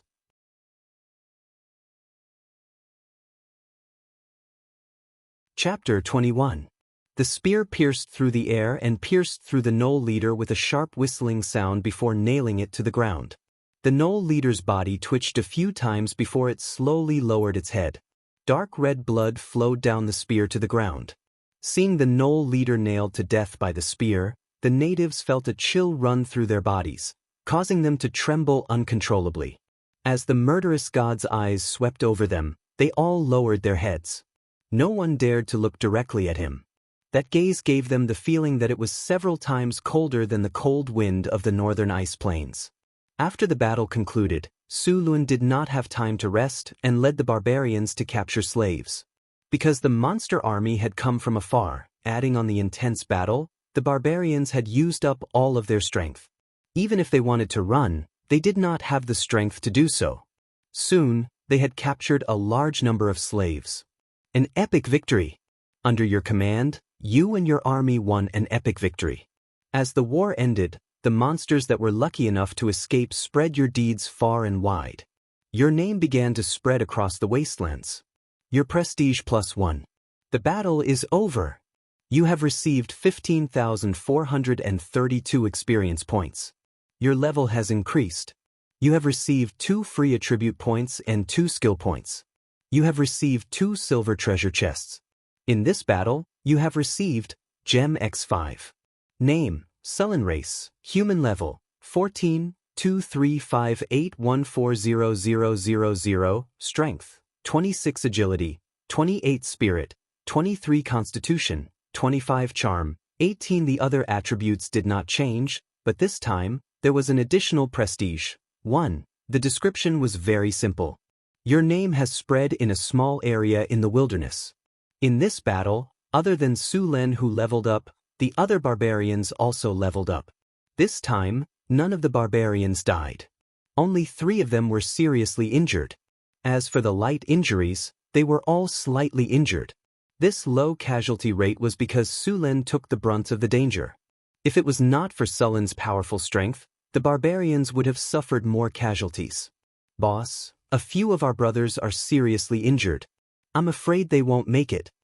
Johnson came to Sullen's side and said sadly, the development of medicine in this world was very slow. Most of the time, they had to rely on the divine arts of the temple priests for treatment. Of course, they could also spend money to buy some holy water. There were no doctors in Sullen's territory, and no priests would follow the nobles to expand the territory. As for holy water, the cheapest holy water cost 10 kinar. With Sullen's stinginess, how could he buy it? However, although there was no sacrifice or holy water, Su-lun had the life-healing technique. Take me there, Su-lun said directly. Soon, Su-lun saw the 3 heavily injured barbarians. The wounds on their bodies were lacerations, which should have been caused by the Knoll warriors. These monsters were over 2 meters tall and were stronger than the Knoll barbarian soldiers. The barbarians only wore leather armor, and at most, their leather armor was embedded with some metal plates. These leather armor could deal with gnolls, kobolds, and gnolls, but it would be difficult to deal with the Knoll warriors. Against the Knoll warriors, these leather armor would not be of much use. The most seriously injured barbarian had a large gash on his chest, and 2 of his ribs were broken. Through the wound, one could see that his internal organs were squirming. With such serious injuries, his stomach was almost cut open. If the wound was a little deeper, he probably wouldn't have lasted until now. Su-lun raised his hand, and a ball of light green light began to gather in his hand. In the next second, the light merged into the barbarian's body. The barbarian's wounds gradually stopped bleeding, and the hideous wound on his body began to close. However, the wound was only closed by a third before the green light disappeared. Obviously, life healing was not enough to save them. The green light dissipated, and the barbarian's HP continued to drop, but at a much slower rate than before. Seeing the light dissipate, Su-lun used life healing on the barbarian again. Although the barbarian's wounds had not healed, his HP was no longer dropping. Life healing was only a beginner-level healing spell, and its effects were limited. The rest of the wounds would need to be healed by himself. Soon, Su-lun pulled the 3 barbarian warriors back from the brink of death. Then he applied gold balm on them, tied them with bandages, and had them carried back to the camp to recuperate. They would not be able to fight for at least a month. After the battle, the dozen or so barbarian warriors had all leveled up to become barbarian warriors. The most powerful one, Johnson, had broken through to become the ultimate barbarian soldier, the barbarian berserker. Several of his attributes had also leveled up. Beginner strength had leveled up to intermediate strength, and endurance had leveled up to intermediate endurance. Intermediate strength. Permanently increases strength by 4 points, stamina by 4 points. Intermediate endurance. Permanently increases HP by 25 points, stamina by 25 points, stamina recovery by 50%, and damage taken reduced by 15%. Apart from these two attributes, the attributes of Berserk had also changed. Berserk had become Advanced Berserk, reducing pain by 80%, increasing strength by 50%, increasing movement speed by 20%, Berserk duration by 50%, and reducing weakness by 30%. It could be said that Johnson's strength had increased by several times. If he was equipped with a set of armor, he would be a meat grinder on the battlefield. After the battle, Su Lin obtained a large number of slaves. This time, the slaves included gnomes, kobolds, and gnolls, totaling up to 500. Among them, more than 200 had died in the battle, and those that died in the Barbican were not included. Su Lin estimated that about 600 of them had died, and less than 100 had escaped. After this battle, the captives were all frightened and did not dare to resist. Su Lin planned to keep them as slaves. Gnomes and gnomes were very similar, but the former was 1.5 meters tall, while the latter was only 1.2 meters tall. Gnomes were also one of the few races in the wasteland with good discipline. Although they were not very bright, they were more than enough to be slaves. Qiangsun, take these slaves back and lock them up alone. Su Lin walked back, covered in blood. With every step he took, blood dripped from the gaps in his armor. Remember, don't let them escape. I still need these people to build me a castle. Don't worry, boss. I'll guard it myself. Johnson wiped off the blood stains on his bald head and grinned at the slaves, revealing 2 rows of white teeth. Although he was smiling, the blood stains on his face made people's hearts palpitate. Johnson would not let these monsters who had almost killed his brothers go so easily. Although he would not kill them, he would not let them off easily.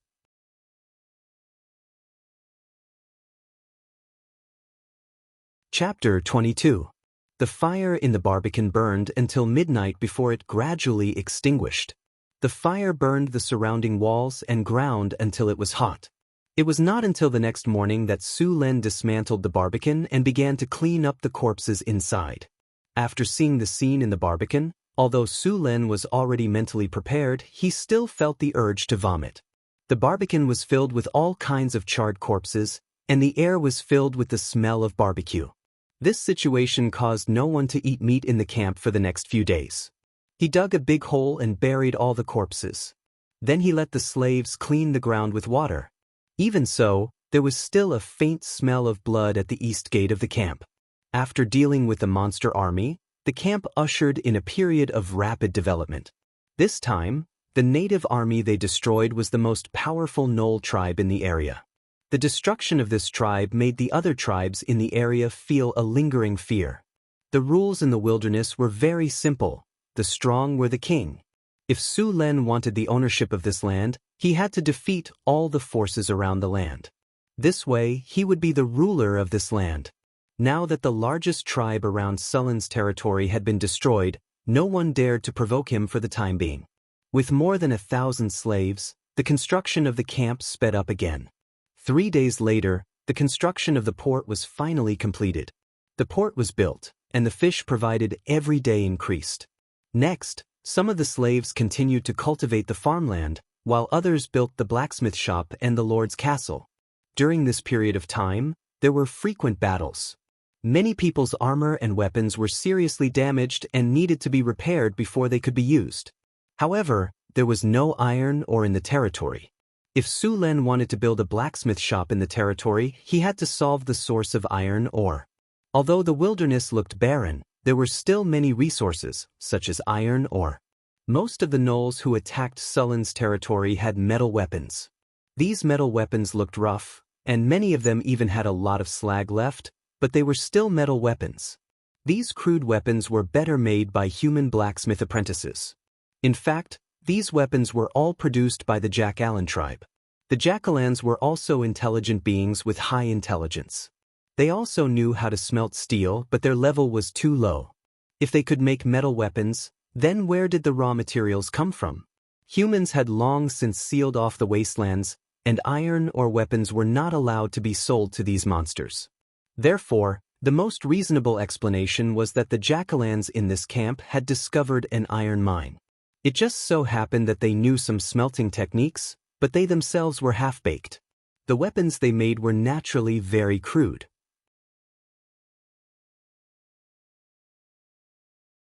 Because of the iron ore discovered by the Jackalans, Sulun was not worried that there would be no raw materials after the blacksmith shop was built. As for occupying the iron mine now, he also wanted to occupy it, but he only had a little more than 100 people now. He was simply powerless to do so. Only when his camp had more people would he go and take the iron mine. In addition to iron ore, Sulun also needed to find a coal mine, which was the fuel for making iron. Temporary Lord's residence. How many supplies do we have now? Sulun sat on a recliner, squinting slightly as he asked his clerk. This clerk was chosen from the slaves. He could read and count. Although his standard was average, he had to make do until there was no better one. Monsignor, we've used up a lot of supplies. You've also captured a lot of slaves recently. Our food consumption has doubled. We don't have much money left. We only have 300 kinar left. We've already paid the mercenaries their commission. We don't even have enough money left to buy supplies in Cult, the clerk said with a book in his hand. We need to build our territory and buy slaves to increase the population. 300 kinar is just a drop in the bucket, Sulun said as he rubbed his chin. The territory's development had reached a bottleneck. The reason was the population problem. Although there were thousands of slaves, if there was no one watching over them, they wouldn't work obediently. Once Sulun's manpower was spread out, he would be faced with the problem of not having enough manpower. Johnson, Sulun shouted. I'm here, boss. Johnson walked in from outside the door. Go back with some men and bring your wives and children here. It's safe here now, Sulun said with a smile. Really? I'll go arrange it right away. Johnson was indescribably excited when he heard that he could bring his wife and children back. Go and come back quickly. Sulun waved his hand impatiently.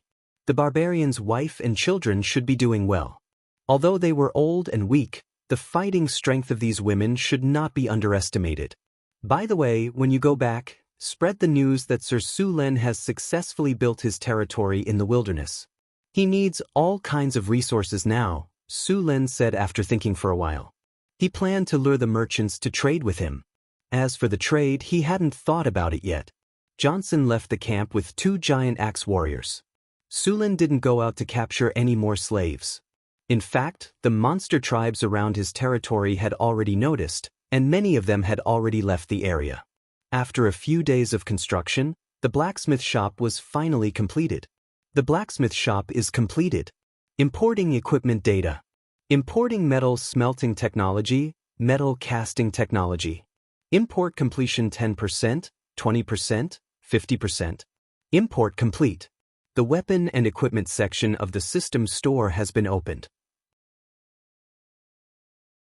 Just as the blacksmith shop was completed, the cold voice of the system rang in his ears. Sulun was overjoyed.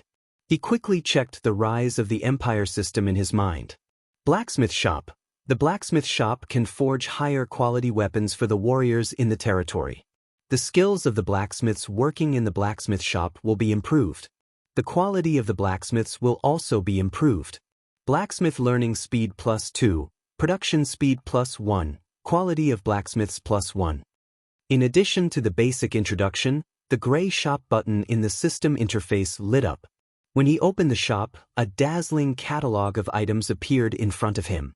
There were bows, iron swords, spears, armors, and so on. Not only were there normal items, but there were also many high-quality weapons. Of course, there were no divine weapons like the Firmament Emperor's sword, snake spear, or sky halberd. However, when he thought about it, it made sense. If they weren't even sold in the game, it would be difficult to get them in the real world.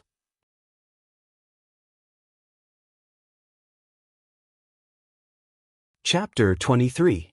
Other than weapons, the blacksmith shop also sold materials such as refined iron, steel, dark steel, and godly iron. However, the prices made Sullen's heart ache. The normal prices were reasonable, but for 100-year-old dark steel, the price soared to 100,000 kinar. As for the more expensive materials such as Millennium Dark Steel, Ninth Heaven Dark Steel, and Perilous Tungsten Steel, they were not for sale. In the game, these rare materials could not only be used to create the best godly equipment, but they also had magical effects.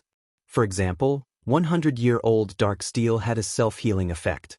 When worn, it would automatically restore health after a period of time, and it could also increase attributes. In the past, it was a must-have item in the game. After checking the catalog in the blacksmith shop, Sullen also found some equipment crafting blueprints. After using them, one could learn how to craft equipment. There were also blacksmithing experiences that could be used to improve a blacksmith's forging skills. However, the price was expensive. One book cost 1,500 kinar. After looking through the blacksmith shop, Sullen realized that he could not afford a single set of equipment. Of course, the blacksmith shop could not only buy weapons, but also let the blacksmith forge them. Although the blacksmith skills were not perfect, the price was much better. For example, the two-handed axes that Sullen bought for the barbarians cost 30 kinar. If he let the blacksmith forge one himself, it would cost 15 kinar at most. If he had his own iron or in the future, the price could be lowered further. In fact, although Sullen's barbarian army was strong, they were not at their best. For example, the barbarian warriors were equipped with two-handed axes, chainmail, hand axes, or javelins. When the barbarian warriors came, they were even equipped with iron armor. Only then could they unleash their full strength. Now, all the barbarians were equipped with two-handed axes, leather armor, and hand axes. They were the lowest equipment. However, now that the blacksmith shop was built, Sullen planned to slowly equip them with equipment. Sullen built the blacksmith shop by the river. He planned to install some hydraulic machines in the blacksmith shop when the technology was ready. For example, the hydraulic forging machine was not too difficult to install. It could only be used in places with abundant water. Back in Kalen City, his father's blacksmith shop had already used this kind of machine. Now, he planned to use this technology here. With the hydraulic forging machine, the cost of producing equipment could be further reduced. After this period of fighting, Sullen and the others had seized thousands of metal weapons and armors. These weapons were generally of low quality, but they were still qualified as raw materials. Bruce was a blacksmith slave that he had bought, and blacksmiths were gunners here. One had to know that blacksmiths belonged to the middle-income class in the town. This guy had owed a lot of gambling debts. Not only did he lose his blacksmith shop, but he was also sold as a slave. Monsignor, this blacksmith shop is not a problem at all. As long as I have the materials, I can make farming tools and equipment. Bruce rubbed his hands and said with a flattering smile. After being a slave for a period of time, he had enough. Sullen nodded and said, "That's good. Repair the soldiers' equipment and make farming tools and other tools. In the future, your supplies will be upgraded to a higher level." "Thank you, Monsignor. I will work hard." After hearing Sullen's words, Bruce said happily. If his supplies were upgraded, he would be able to eat fish. In the future, he would not have to squeeze in a room with others and endure the stench of other people's feet and the sound of teeth grinding. Sullen's management of slaves was considered very benevolent in this era. He had set a set of standards for rewards and punishments and corresponding treatment for the slaves. He used these standards to give the slaves hope, or rather, to increase the slaves' enthusiasm for work. If the slaves were just muddling along, their work would be passable. If they did well, there would be no rewards, and if they did poorly, there would be punishments. In the end, these slaves' work efficiency would definitely not be high. However, Sullen gave out rewards and set a label for the rewards. This was like hanging a carrot in front of a donkey. If the donkey wanted to eat the carrot, it would naturally run forward. The lowest level of slaves was the coolie, and their treatment was also the standard of not starving to death. Corresponding to that were the kobolds and goblins. These coolies were the most common. As for the skilled slaves, they would be given better food and work goals. They would only be given food after they completed their work. If they did well, they would be given additional rewards. If they went further, their treatment would be upgraded again, such as meat and other food. If the slave made a meritorious service or made other contributions, it could be upgraded again. It could have better food and could have a separate residence. At the end of the rewards, Sulen also promised that if the slave reached the required contribution, he would give the slave the status of a free person and let him become a free person in the territory. Of course, this did not mean that Sulen would lose out. In fact, Sulen's contribution standard was 10 times the price of the slaves. In other words, if a slave wanted to get rid of his status as a slave, he would have to provide at least 10 times the value of the slave. Also, do you think it's over after you get rid of your status as a slave? After becoming a free person, he would still have to pay taxes, work for him, and develop his territory. No matter how you looked at it, he would not lose out. After Sulen announced this reward and punishment system, the efficiency of the slaves in the territory doubled on the same day. After the blacksmith shop was built, Sulen brought the spoils of war over. He was going to let the blacksmiths smelt these scrap metals into iron ingots. Then he would use these iron ingots to repair the weapons of the barbarian warriors and make farming equipment and armor. Although the monsters in the wilderness were poor, Sulen had killed so many of them during this period of time that they would more or less have some metal weapons. After many little drops made an ocean, it was still a considerable amount. The biggest part was actually the spoils of war this time. Many of the gnolls and trolls that came to attack the territory this time used maces. Although these maces were crudely made and the metal smelting was not complete, they were still heavy. A single mace weighed at least 100 pounds. Even if there were many impurities in them, after smelting, they would still weigh 70 to 80 pounds. In the end, the number of iron ingots obtained was at least a few thousand pounds. Naturally, not many iron ingots were needed to repair weapons, so Sulen planned to use the remaining iron ingots to make armor for the barbarians. As for the iron of the worst quality, it would be used to make farming equipment. A few thousand pounds of iron ingots could be used to make almost 100 sets of armor. Although the barbarians were strong in attack, their defense was very weak. If these barbarians were all equipped with armor, their combat strength would at least increase by a level.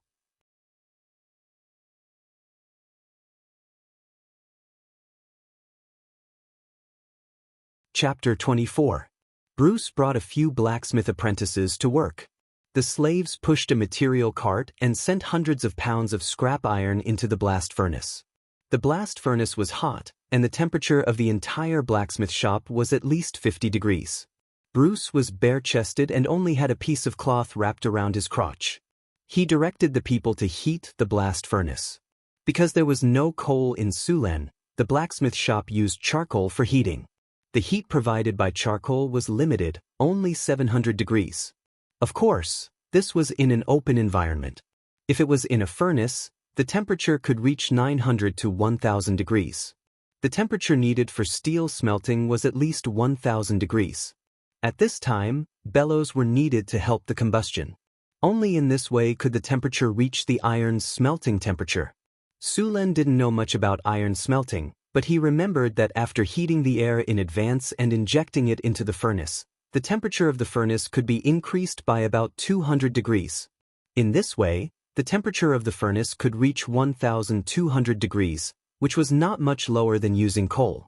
In fact, although there were many advantages to using coal to smelt iron, such as fast smelting speed, high output, low cost, etc., there was a serious drawback. That was the sulfur content of coal. Most of the coal had a high sulfur content. If it was used to smelt iron, the iron would also contain sulfur, which would lead to a serious consequence. The iron would become brittle. The quality of the iron would decrease, and the weapons forged could not be compared with the weapons without sulfur. When the weapons were cut, they would even break directly. This situation could not be compensated for by the low cost. After all, no matter how low the cost was, if the things bought could not be used, then the money spent would be worthless. As for steel making, Sulen also knew a little about it. The difference between steel and iron was the amount of carbon. If the carbon content was high, it would be iron. If the carbon content was low, it would be wrought iron. However, Sulin really didn't know the specific ratio. If I knew that I would travel, I would have memorized all these knowledge points. Sulin rubbed his head and complained. Although he didn't know the exact amount of carbon in steel and iron, as an experienced blacksmith, Bruce still had some experience. Under the leadership of Bruce, several blacksmith apprentices set up the first-class anvils and heated up the iron ingots that had already been smelted into iron ingots before hammering them.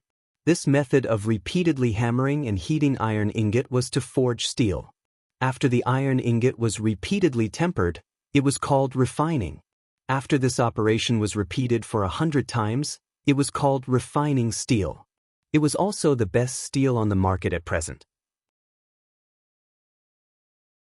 Weapons forged with this steel were the best of the best. In the Kingdom of Florence, most of the weapons and armors used by the army were usually refined 30 times. Of course, there were also weapons that were better than this kind of well-tempered steel. Of course, although the technology of the dwarves was higher than that of the humans, in fact, it was also very difficult for the dwarves to forge well-tempered steel. It was just that they had other secret techniques. After seeing that the blacksmith shop was producing normally, Sulin began to look for ways to make money. The territory had been investing in but not producing, which was also very stressful for Sulin. When Johnson left, Sulin gave him 100 kinar. Now, he only had 200 kinar left. There were still some things in the storage space. 2 pieces of fine iron, some gems, and 2 silver treasure chests. The gems were the rewards from defeating the natives last time. Sulin checked them. Most of the gems were of average quality. Only 2 of them were of good quality. If he sold them to a gem merchant, he could sell them for 300 to 400 gold coins at most. This amount of gold coins would probably be spent in a month. It would probably take at least 2 years for the territory to be self-sufficient and have income. At the thought of this, Sulin wanted to rob the giant dragon's treasure. Legend had it that giant dragons were very rich. Of course, he could only think about it. Not to mention that giant dragons were very rare now. Just the power of the giant dragon itself would require at least the legendary level to fight against it. Right? There are still 2 treasure chests that haven't been opened. After saying that, Sulin chose to open the treasure chests. With a flash of light, the treasure chests disappeared, and the sound of a system notification rang in his ears. Congratulations, host. You have obtained a mechanical control book. Congratulations, host. You have obtained a bottle of Big Dipper Heavenly Elixir. Mechanical control? What's this? Sulin picked up the book and flipped through it. The book recorded the creation, principles, and uses of various machines. After reading the system's introduction, Sulin understood that this was a new skill that the system had created after integrating with this world. In the original game, this skill was mechanical control. It could summon mechanical soldiers such as wooden oxen. However, after coming to this world, it had become mechanical control. Moreover, even if he learned it, he wouldn't be able to create wooden oxen. He still needed to improve it. This time, the system didn't cheat him too much. It gave him an upgrade route. First, he needed to upgrade mechanical control to advanced. Then, he needed to learn the mechanical control secret technique. After learning the mechanical control secret technique, he still needed to find an NPC.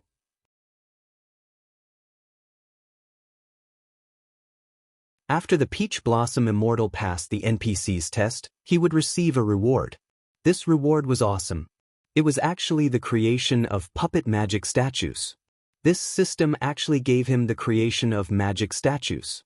It directly turned some of the Iron Men in the game into steel magic statues. Sulin had never seen a steel magic statue before. However, he still knew of its reputation. A steel magic statue had no problem sweeping through a group of knights. Take note that it wasn't a group of knights, but a group of knights. Let's not talk about the puppet magic statues for now. Who knows where to find the Peach Blossom Immortal? In the game, the Peach Blossom Immortal could be found as long as he went to the Peach Forest. Where could he find him in real life? This broken system didn't even give him a hint. Although he couldn't create mechanical puppets, mechanical control was still useful. For example, he could create some simple mechanical tools to speed up the construction of his territory. He could also create a hydraulic forging machine and a hydraulic blower for the blacksmith shop. With the hydraulic forging machine, the speed of forging tempered steel would increase by at least 10 times. After all, how could a human hammer compare to a machine? Moreover, the machine hammered at a uniform speed and had sufficient strength. Originally, he wanted to find some blacksmiths to research it. Now that he had this mechanical control manual, he could definitely create one himself. After learning mechanical control, Su-Len picked up a glass bottle beside him. The bottle was filled with a blue translucent liquid. As the bottle shook, the liquid inside flashed with specks of starlight. It looked very beautiful. This item was also very rare in the game. Its effect was very simple. It increased one's attributes. Big Dipper Heavenly Liquid, a mysterious liquid formed by the convergence of the power of the stars. After use, it can increase one's strength or vitality. After use, it can increase one's strength or vitality by 3. Only one effect can be triggered at a time. Can be used repeatedly.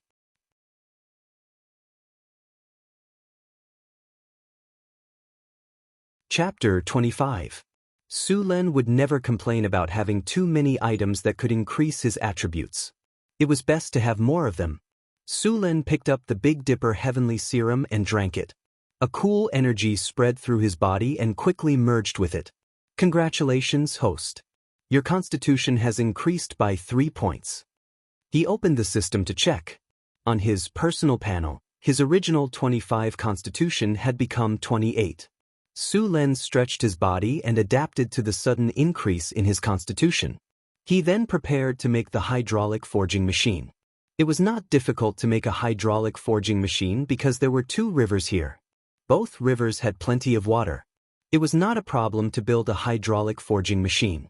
Su-Len drew all the parts of the hydraulic forging machine and asked his craftsman to make them according to the drawings. To put it bluntly, the hydraulic forging machine was powered by the water flow. Then, a steering device was used to convert the power from the water flow into the hammering force of the forging hammer. The most important part was actually the conversion device. However, it was very simple. Install a concentric axle on the water flow. The short wooden bar on the axle would move the forging hammer, causing it to rise and fall. This was the simplest hydraulic forging hammer. Su-Len made some improvements to it. He used gears to change the rotation speed of the hammer so that the hydraulic forging machine could adjust the rotation speed and hammering force. The craftsmen in Sullen's territory were not bad. Moreover, the hydraulic forging machine structure was not complicated. Therefore, with his guidance, a hydraulic forging machine was completed in 2 days. Let's begin.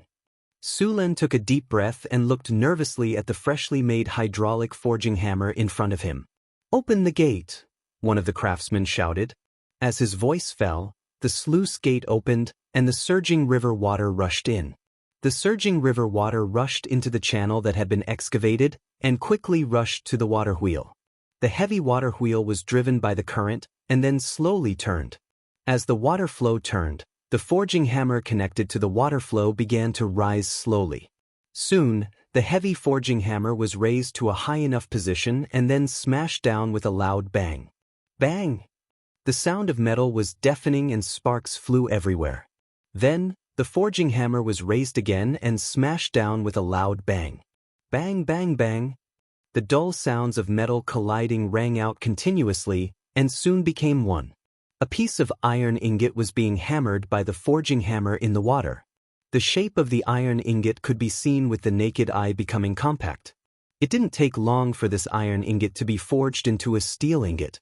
Su-Len picked up the steel ingot sent by Bruce and weighed it with his hand. It was full of weight and toughness. Although it was not as good as the steel he got from the system, it was not much worse. Ding! The construction of the hydraulic forging machine was successful. The hydraulic forging machine will be integrated into the blacksmith shop. Hydraulic forging machine. This is a cleverly designed machine. The machine structure isn't too complicated, and it successfully uses the power of water to forge weapons and equipment. Production efficiency +3, steel quality +1. Su-Len was also very excited when he saw that the system had recognized the hydraulic forging machine. With this hydraulic forging machine, the blacksmith shop's production speed had increased by 3 times. Good job. We can use this steel ingot to produce 35 sets of two-handed axes and armors, Su Lin said with satisfaction. How long will it take to complete the forging? Monsignor, other than me, the blacksmiths are all apprentices. Their skills are still lacking, so the speed of forging armors. Bruce said hesitantly. I'll give you half a month. With the hydraulic forging hammer, the difficulty of forging weapons and equipment has been lowered. If you still can't do it, don't worry, Monsignor, I promise to complete the task. Sullen's words made Bruce's heart skip a beat. He did not want to bargain anymore and immediately agreed. All right, I'll give you the blueprint later. Just forge the equipment according to the blueprint. Su Lin waved his hand and gestured for Bruce to leave. He then opened the system interface and drew the equipment of the barbarian giant axe warriors. Now that he had the conditions, he was ready to equip the barbarians with the recommended equipment. After Su Lin drew the blueprint, he asked someone to send it to Bruce. After the first hydraulic forging machine was built, the hydraulic blower was also put on the agenda. With the experience of the hydraulic forging machine, the speed of the blower was faster. It only took 1 day for the blower to be completed. Since it used hydraulic power, the blower was much bigger than the previous human-powered blower. It was 2 meters tall and 3 meters wide. This blower required at least 10 slaves to work together to operate. However, with the help of the water wheel, the blower was easily operated. Puff, puff. Back and forth, a large amount of heated air was sent into the red-hot blast furnace. The temperature of the boiler, which was already very high, rose again. The heat waves were rolling. A few slaves who were close to the blast furnace were covered in red sweat. However, the sweat was quickly evaporated by the surrounding high temperature. A large amount of crude weapons and some scrap iron were sent into the blast furnace. They were quickly heated up, turned red, and finally became soft and liquefied. Hydraulic blower, a blower that uses hydraulic power to operate. Simple structure, ingenious design, can increase the temperature of the furnace. Work efficiency +2, flame temperature +2. With the hydraulic blower, the temperature in the blast furnace was increased again. The higher temperature accelerated the melting speed of pig iron and ore, and the speed of iron making increased instantly. With the addition of the hydraulic blower and the hydraulic forging machine, the output of Sullen's blacksmith shop continued to increase. Although there was only one blacksmith shop, it was more than enough to supply the territory. Forging, quenching, grinding. In the blacksmith's shop, Bruce and a few blacksmith apprentices were methodically forging weapons and armor. A two-handed axe with a steel blade that was specially made for barbarians was quickly formed. Su Lin picked up a completed two-handed axe. This axe was made according to Sullen's blueprint. The two-handed axe purchased by the Kingdom of Florence was made according to the size of an ordinary person.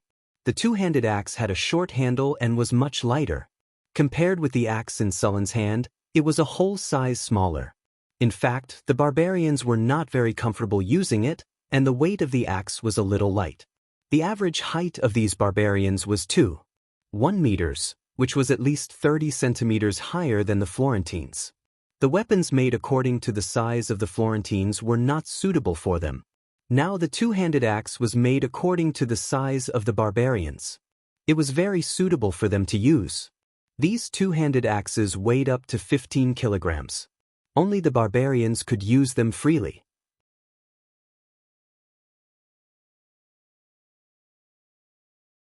Chapter 26. Because of the use of well-tempered steel, the two-handed axe was sharper and tougher than ordinary axes. Su Lin deliberately let a barbarian warrior experiment with the two-handed axe. As a result, the thick pine tree was easily cut in half by him. Even the wolf-tooth club used by the gnolls was cut in 2 or 3 times. The blade of the two-handed axe was only slightly curved. It only needed to be polished again. Hanses, who had obtained a new weapon, excitedly waved the long-handled battle axe. The heavy battle axe in his hand was like a butterfly flying through flowers. The whistling sound of the battle axe breaking through the air could be heard all around. The two-handed battle axe of Florence that he had previously regarded as a treasure was directly thrown into the mud by him. "Boss, this axe is awesome." Hanses waved the axe excitedly and rushed in front of Sulin. The sharp blade of the axe swept past Sullen's side. In an instant, the wooden stick in his hand that was used to measure the depth of the water was cut in half. "It's fun, isn't it?" Looking at the excited Hanses, Sulin directly kicked him and made him roll on the ground. "Pick up the axe and chop down the trees for me. Today, everyone must chop down 30 trees. If you don't finish, there will be no food." A group of barbarians who were watching the fun picked up their axes and ran away. After driving the barbarians away, Sulin picked up another armor. This armor was not a full-body armor, but a half-body armor. The lower part was a leg guard. Although this armor did not have as good protection as a full-body armor, it was more flexible and half the cost of a full-body armor. Although the full-body armor had high defense, it was not flexible after wearing it. Turning around would be greatly limited. It was not very practical except for the heavy cavalry. After testing the strength of the half-body armor, Sulin was quite satisfied with this kind of armor. It had a good defensive effect against swords and knives, and also had a high defensive power against arrows, but a little weak against heavy weapons.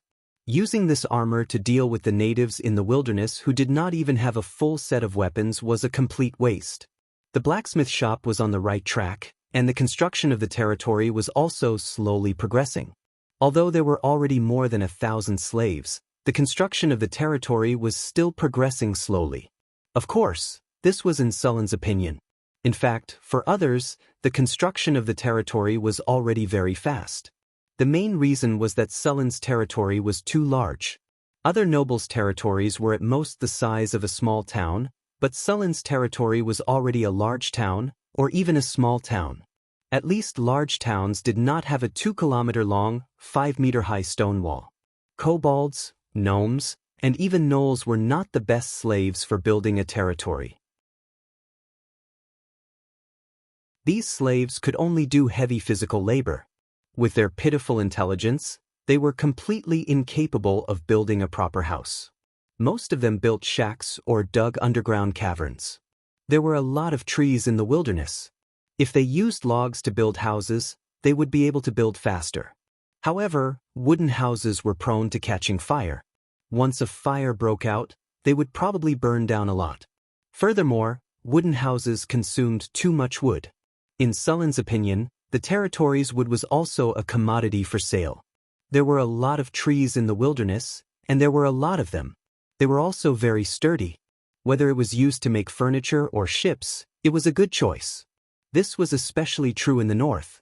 Due to the cold weather, trees grew slower, and their texture was more compact and sturdy. It was very suitable for building ships. He planned to sell the wood as the territory's first commodity. Because it was in the north, the weather was very cold in the winter. The houses in the territory were made of mud mixed with reed poles.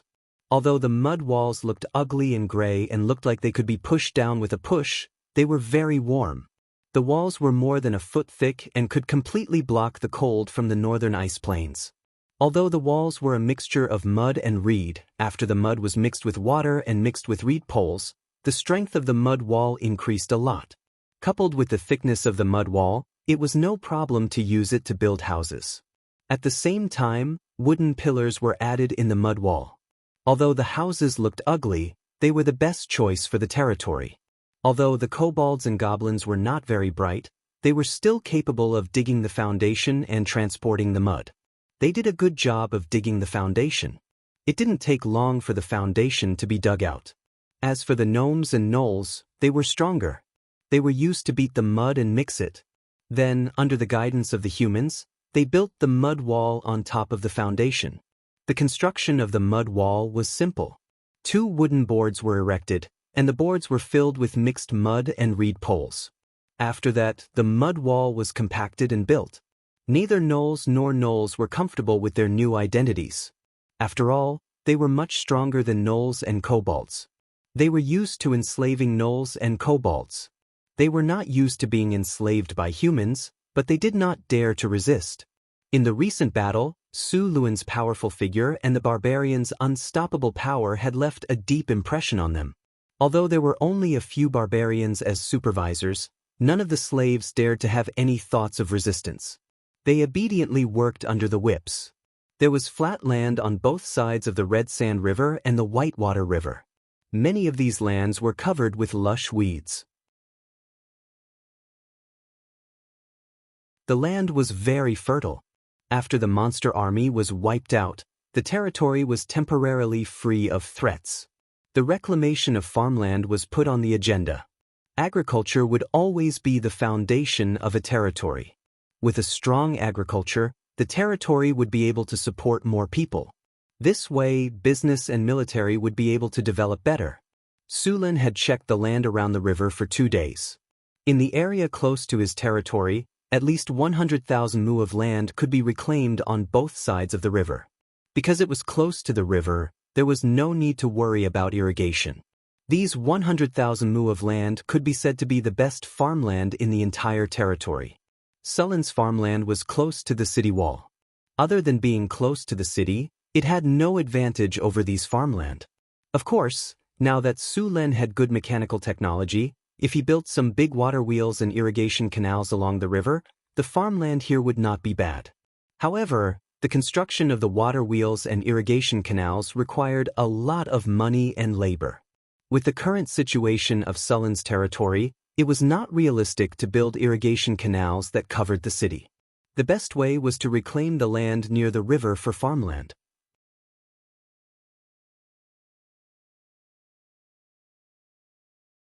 Chapter 27.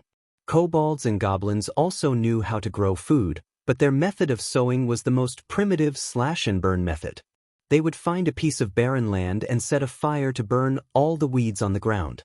When it rained, they would scatter some seeds on the ground. As for the harvest, that was entirely up to fate. Although the goblins and kobolds were bad at farming, they were still capable of reclaiming barren land. Su Lin planned to reclaim 5,000 mu of land in his territory before the north wind arrived. At the very least, his territory had to be self-sufficient in terms of food. These barbarians were all gluttons. The amount of food they consumed was 3 times that of ordinary people. In this world, apart from nobles and merchants, ordinary people ate 2 meals a day. These barbarians were the same. However, Su Lin planned to eat 3 meals a day. As the main fighting force, they could not fight on an empty stomach. The only problem was the lack of food. There were 45 slave artisans and 35 barbarian warriors in the camp. After a while, the barbarian women and children would also arrive. By then, there would be a total of 124 barbarians, 40 mercenaries, and more than 1,000 native slaves. With so many mouths to feed, the amount of food they consumed had quadrupled. What used to be a few months' worth of food was now only enough for 2 months at most. If he wanted to develop his territory, he needed enough manpower. Although there were more than 1,000 people in his territory, the goblins, gnolls, and kobolds were definitely not allowed to join his territory. Su Lin understood this principle very well. That was why he did not have many people in his territory. Races like the barbarians and dwarves weren't that different from humans. At the very least, they didn't have the custom of cannibalism. Gnolls, kobolds, and goblins didn't have any taboos. They wouldn't even let the corpses of their allies and clansmen go, let alone humans. The gnolls did not only use the goblins as cannon fodder. In fact, they also used them as food. When there was not enough food, the gnolls and kobolds would be eaten directly. Therefore, these monsters could only be treated as slaves. They could not be allowed to join the territory as free people.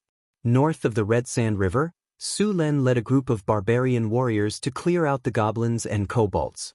Because the surrounding tribes had all been wiped out by Su Lin, there were still groups of 3 to 5 wandering goblins and kobolds in the wilderness. These weed-like monsters would probably form a new tribe in a few months. In order to maintain the rule of this land, Su Lin would come every once in a while to clean up some and capture some as slaves. The construction of the territory was very heavy. Even in the 21st century of his previous life, there were many safety guarantees, but there were still all kinds of accidents. In this world where the productivity was not even comparable to the Middle Ages, it was normal for a few slaves to die. Therefore, in order to ensure the progress of the project, it was necessary to capture some slaves every once in a while. Boss, we've discovered a small goblin tribe in the forest ahead. There are about 200 to 300 goblins, including some earth goblins. A barbarian who had returned from scouting reported. Sulen nodded and opened the strategic map in the system. At this time, the strategic map had already marked the location of the group of goblins. He had already discovered that as long as he or his army passed by, the originally black area on the map would disappear and the situation of the land would be revealed. Just like now, in the forest 5 kilometers northeast of them, it was marked that a group of goblins lived here. The strategic map was not only useful within the territory. After confirming the location of the goblin tribe, Sulen prepared to bring the barbarians to kill all the goblins. The dozen barbarians split into 2 teams and went around the camp from both sides. Sulen led 2 barbarians to attack from the front. The goblins had low combat strength and weak willpower. The death of their companions would have a great impact on them. In fact, even a single barbarian warrior could defeat them. After 10 minutes, Sulen had arrived outside the goblin tribe. There was no need for a sneak attack to deal with these goblins.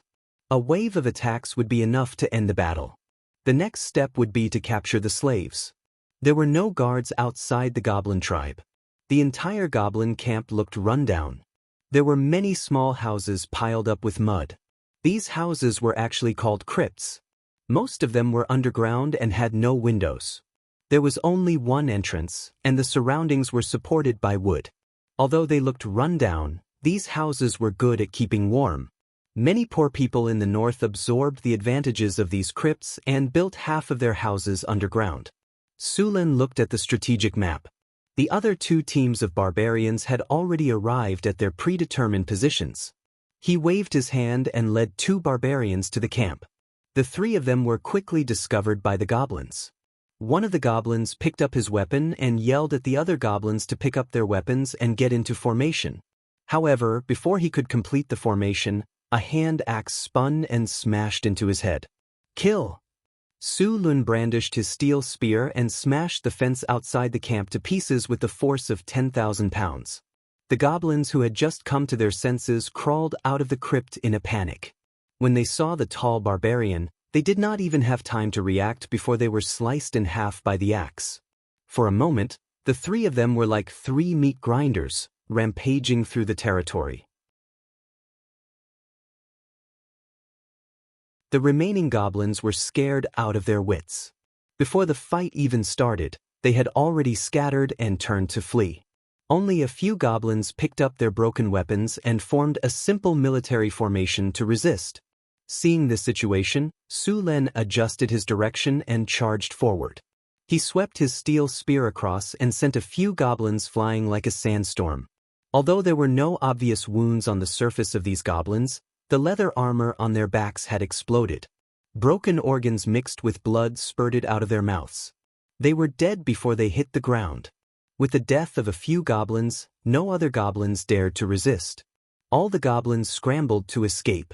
However, they ran into the barbarian warriors who were waiting for them as soon as they ran out of the camp. Faced with an even greater number of barbarian warriors, these goblins who were already out of their wits only felt that the entire world was filled with malice towards them. The battle ended quickly. The 3 sides surrounded the goblins. Apart from a few dozen dead goblins and a few lucky ones who managed to escape, the rest of the goblins were all sprawled on the ground, their bodies trembling as they huddled together. Do it according to the old rules. Kill the old and weak. Tie up the rest and take them back as slaves.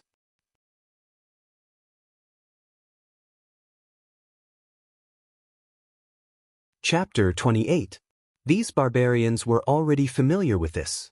They arranged for people to collect the spoils of war while tying the goblins up. As expected, this goblin tribe did not have much wealth. There were only a few metal weapons. Other than the goblin slaves, there was basically no additional income. After a simple rest, the team was split into 2. One group of barbarians escorted the 200 goblin slaves back to the camp, while Su Len led a few other barbarians to continue patrolling the area. The army passed through the forest and advanced toward the northeast. A rolling mountain appeared in the distant horizon. The huge mountain range was like a giant beast that stretched across the land. That was the Kandahar Mountains. The Whitewater River that flowed through the territory originated from this mountain range. The wilderness in autumn was a little dilapidated. The plants had begun to turn yellow. The animals that needed to hibernate had begun to store fat for themselves to survive the winter. This was also the season when animals were at their fattest. Su Len found a place with a wide view and ordered the army to rest and prepare for dinner. A barbarian warrior hunted an antelope nearby. These barbarian warriors used to be hunters in the wilderness. Hunting an antelope was a piece of cake. Soon, after a simple preparation, a warrior began to roast the antelope. Boss, about 5 kilometers to the east, we found a herd of wild cows. Just as Su Len was about to cut the meat, a barbarian who was sent out to investigate ran back and reported. Herd of wild cows? How many are there? Hearing that there was a herd of wild cows, Su Len did not care about roasting the meat. He threw the meat to a barbarian warrior beside him and reached out to grab the barbarian who had reported the situation. A very big herd. The barbarian was not very sensitive to numbers. He drew a big circle in front of him with his hands. Are there as many of them as the goblin tribe we just wiped out? Su Len asked as he took the meat from the soldier behind him and passed it to the warrior. After taking the meat, the warrior took a few big bites and said, "Not as many as the goblins, about half of them. They should be preparing to migrate." Less than half. Su Len's eyes lit up, but he kept calculating in his heart. A small half meant about 100 bison. 100 bison was not a small number. No matter if he caught them to eat meat or use them for farming, these bison could not be let go. Right now, the territory was planning to cultivate 5,000 mu of land. Although they had put in a lot of effort, the progress was still slow. If they had oxen, the 5,000 mu of land could be cultivated in a few days. Moreover, in the coming year, they could cultivate more land. Everyone hurry up and eat. We'll gather in 10 minutes. Thinking of this, Su Len immediately said. He was ready to catch all the bison immediately. After all, these bison had legs. If he was late, who knew where they would run to? Soon, all the barbarian warriors had finished their preparations, and Su Len rushed towards the direction of the herd under the lead of the soldier. There were both cattle plowing and horse plowing in this world. Horse plowing was faster while cattle plowing was slower. Both had their advantages and disadvantages. The group quickly moved towards the northeast line of defense. After about 15 minutes, Su Len and his men arrived at the location that the scout had mentioned. It was a high slope with a wide field of vision. The surrounding environment was unobstructed. Below the slope was a plain, and the herd of bison was leisurely grazing on the plains. There were a lot of bison. Su Len counted at least 130. Such a large herd of bison was rare in the wilderness. Although bison were ordinary beasts, they were more ferocious. These animals could weigh up to a ton and were at least 3 meters long. They also had a pair of curved and sharp horns on their heads. At first glance, one could tell that they were very lethal. These bison were also herd animals, which made them even more dangerous. More than 100 bison that weighed more than a ton charged together like thunder. The consequences of their charge were no less than the charge of the Empire's heavy cavalry. There are so many bison. We can't let any of them go. Su Len said excitedly. With these bison, the reclamation of the territory could be sped up. The barbarians were very experienced in taming bison. After all, when they lived in the wilderness, their tribes had reared many bison. Now that they were here to catch bison, this was their old profession. Because he was worried that the herd would scatter, Su Len prepared to catch the leader of the herd. He spread out his men and let the barbarians form a circle around the herd. Then, Su Len personally went to catch the leader of the herd. In fact, it wasn't difficult to distinguish the leader of the herd. The strongest one was the leader. Su Len stood on the high hill and scanned the area, trying to find the leader. After a few rounds of observation, Su Len finally confirmed the leader of the herd. As he approached the herd, the bison that were grazing were very alert to Sulen's arrival. A few of them were even ready to charge at Sulen and knock him away at any time. They mooed a few times at Sulen, then pointed their horns at Sulen and kicked their front hooves back and forth a few times. Sulen didn't care about these bison's provocation. He walked toward the herd without any hesitation. Seeing that Sulen ignored their warning, a few of the bad-tempered male bison charged at Sulen. In the end, Sulen punched them in the head and knocked them out. Since he wanted to catch these bison for farming, he naturally couldn't use too much strength. What if he killed them? After knocking out these bison, Sulen didn't stop at all. He quickly rushed toward the leader of the herd. The leader of the herd didn't show any signs of weakness. He also rushed toward Sulen. As the leader, this bison was even bigger. It was more than 3 meters long and had a lot of followers behind it. Unfortunately, it met Sulen. Before it could show its strength, it was knocked down by Sulen. Shaking its head, the leader stood up shakily. As soon as it stood up, Sulen jumped on its back. After realizing that there was someone on its back, the leader tried to throw Sulen off. However, no matter how hard it tried, Sulen sat firmly on its back. In the end, the leader of the herd was exhausted and couldn't throw Sulen off. It could only bow its head and admit defeat to Sulen. After successfully taming the leader of the herd, the remaining 100 or so bison were no longer a problem. The leader mooed a few times at the herd, and the originally restless herd calmed down. Then, Sulen rode the leader of the herd and led them toward the territory. The other barbarians followed on his left and right. The 100 or so bison running gave off an unstoppable momentum.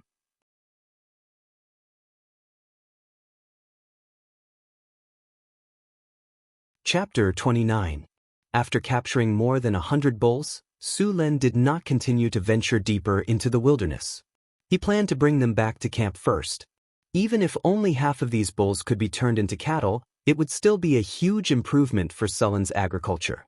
As for the advantages of cattle plowing compared to horses, Sulen was so poor that he couldn't even afford horses, let alone horse plowing. Moreover, horses were much harder to raise than cattle, even though they were fast and plowed a lot. Whether it was military horses or ordinary horses, the requirements for raising them were very high. Horses were very delicate animals and were easily damaged. A good military horse in Kalt would cost at least 30 kinar. The better ones would cost 40 or even 50 kinar. Moreover, these military horses needed to be fed with fine feed and extra meals at night. It could be said that the feed for these horses was better than what most people ate. A military horse like this would consume at least 10 kinars worth of food every year. Although ordinary horses did not need to be fed so well, they would still need at least 3 kinars worth of food every year. It should be noted that many commoners only earned about 5 kinars worth of food a year. In comparison, the cost of raising cattle was much lower. Moreover, when a horse died, it would only be left with a piece of horse skin. When the cow was old, its meat could be sold for money. Not to mention, the horns could be used to make bows. Naturally, cattle plowing was more cost-effective. The bulls Sulen brought back were very irritable and difficult to tame. It was not easy for ordinary people to tame them. Most of the time, they would even hurt themselves. However, this was not a problem for the barbarians. The barbarian tribes in the northern wilderness would usually catch wild bulls to raise. Taming wild bulls was a basic skill for them. Moreover, Sulen had an ultimate method of taming wild bulls, piercing their nostrils. The nose of a bull was very sensitive. After piercing their nostrils, even the most irritable of wild bulls would become obedient babies. As for the fact that adult bulls were too strong to pierce their nostrils, 2 barbarian warriors would be able to easily pin them to the ground. When they returned to the camp, Sulen counted the bison. There were 97 adult bison, 42 of them were bulls, and the rest were cows. There were 21 one-year-old calves. Sulen intended to let the barbarian women and children feed and cultivate these buffaloes. In the present camp, these women and children were the most suitable. As time passed, Sulen had been in the wilderness for a month. After the hard work of more than 1,000 goblins, kobolds, and gnolls, the camp changed every day. The pier of the Red Sand River had expanded a lot. From the beginning, there were only 3 fishing boats. Now there were 7 fishing boats. The berths at the port had also expanded by 5 times. It could accommodate more ships loading and unloading goods at the same time. Downstream of the river, a row of 4 water wheels stood by the river. These water wheels were the hydraulic machinery of the blacksmith shop. 2 of them were hydraulic forgers, 1 was a hydraulic blower, and the other was a crusher used to crush ores or scrap iron. However, there were no iron mines in the territory, so this machine was not in operation. The walls of the camp were all made of stone. The 5-meter-high and 1-meter-thick walls surrounded the entire camp. Although these walls were far inferior to those in Carenta City, or even Blackstone City, they were enough to defend against the goblins, kobolds, and gnolls. With these walls, the safety factor of the territory was increased by 50%. In addition to the walls, many roads in the territory were opened. From the establishment of the camp to the sawmill, the port, and the farmlands, many of these roads were paved with stones. Large amounts of polished cobblestones were scattered on the riverbank. Sulen had the goblins and kobolds transport them up in bamboo baskets to pave the roads. To build these roads, they first flattened the soil, then sprinkled water on it. After the cobblestones were pressed in, they were rolled back and forth with stone rollers. In the end, the roads were smooth and firm. Even on rainy days, they would not become muddy, and on sunny days, they would not become dusty. In terms of roads alone, Sulen was already better than many of the major human cities of this era. On both sides of the roads were drainage canals that were about 1 meter wide and half a meter deep. According to Sulen's plan, the entire camp must have a complete drainage system that could discharge all the sewage in the city. He could not tolerate his territory being shrouded in the smell of fermented feces and urine like the other cities of this era. Outside the walls, not far from the river, more than 500 goblins and kobolds were using tools to cultivate the farmlands under the supervision of a few human mercenaries. A team of supervisors was urging them to work hard. If any slave dared to slack off, a whip would quickly come down and tear his flesh apart. These supervisors were not humans. They were also goblins and kobolds. After a period of enslavement, some of the smarter goblins and kobolds took the initiative to pledge allegiance to the humans. Sulen thought about it and agreed. After all, the territory was severely understaffed, and these goblin supervisors could make up for it. As for the goblin supervisors going easy on the workers, such a situation would never happen. With the selfish, arrogant, and cowardly personalities of the goblins, they bullied their own kind even more than the humans after becoming supervisors. If they did not do well, Sulen would not punish them. He would just throw them back, and the oppressed goblin slaves would treat them well. Sulen also discovered a problem. The slave supervisors were actually recognized by the system. Goblin supervisor, increase goblin work efficiency by 20%. Decrease slave safety by 10%. It was originally a goblin, but in order to eat better food every day, it decided to pledge allegiance to Sulen. It has a decent talent for languages and has learned a part of the human language. It can communicate with humans. At the same time, it is familiar with the goblins' habits and can better command the goblins. Apart from the goblins, there were also kobolds and even gnolls who were willing to pledge allegiance to him as supervisors. This greatly reduced the lack of manpower in the camp. Sulen was used to the clean and tidy layout of the cities in his previous life. He had the same requirements for his territory. In his city plan, the roads were neat and tidy, and there were drains on both sides of the roads. There were even flower beds on both sides of the roads. In the gaps between the roads were neatly divided plots of land. These plots of land were either houses or shops, giving off a clean and tidy feeling. On every street, there were public toilets set up at the same location. If the city was built according to Sulen's design, it would definitely be the cleanest city in the world.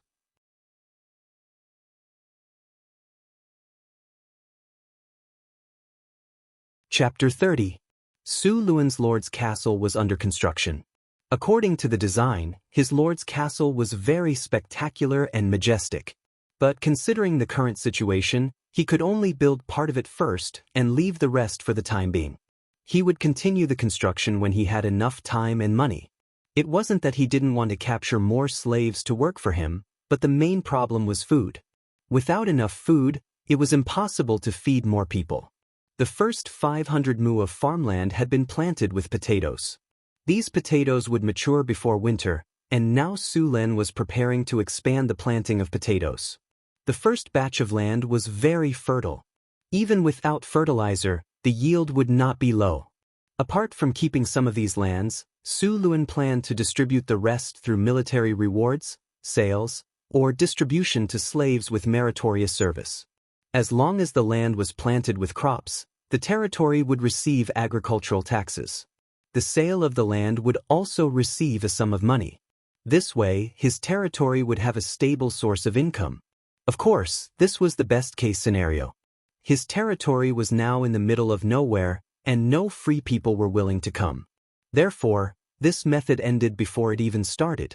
If he wanted to increase the population of his territory by attracting free people, it would be better to buy slaves. Su Luen's territory was like an upside-down bowl. The camp was at the highest point of the bowl, surrounded by 2 rivers and surrounded by plains. Su Luen had also measured the land that could be reclaimed when he patrolled the territory during this period. After marking it on the strategic map, he calculated that the land that could be cultivated was more than 200 square kilometers. If all of this land was cultivated, at least 300,000 mu of farmland would be cultivated.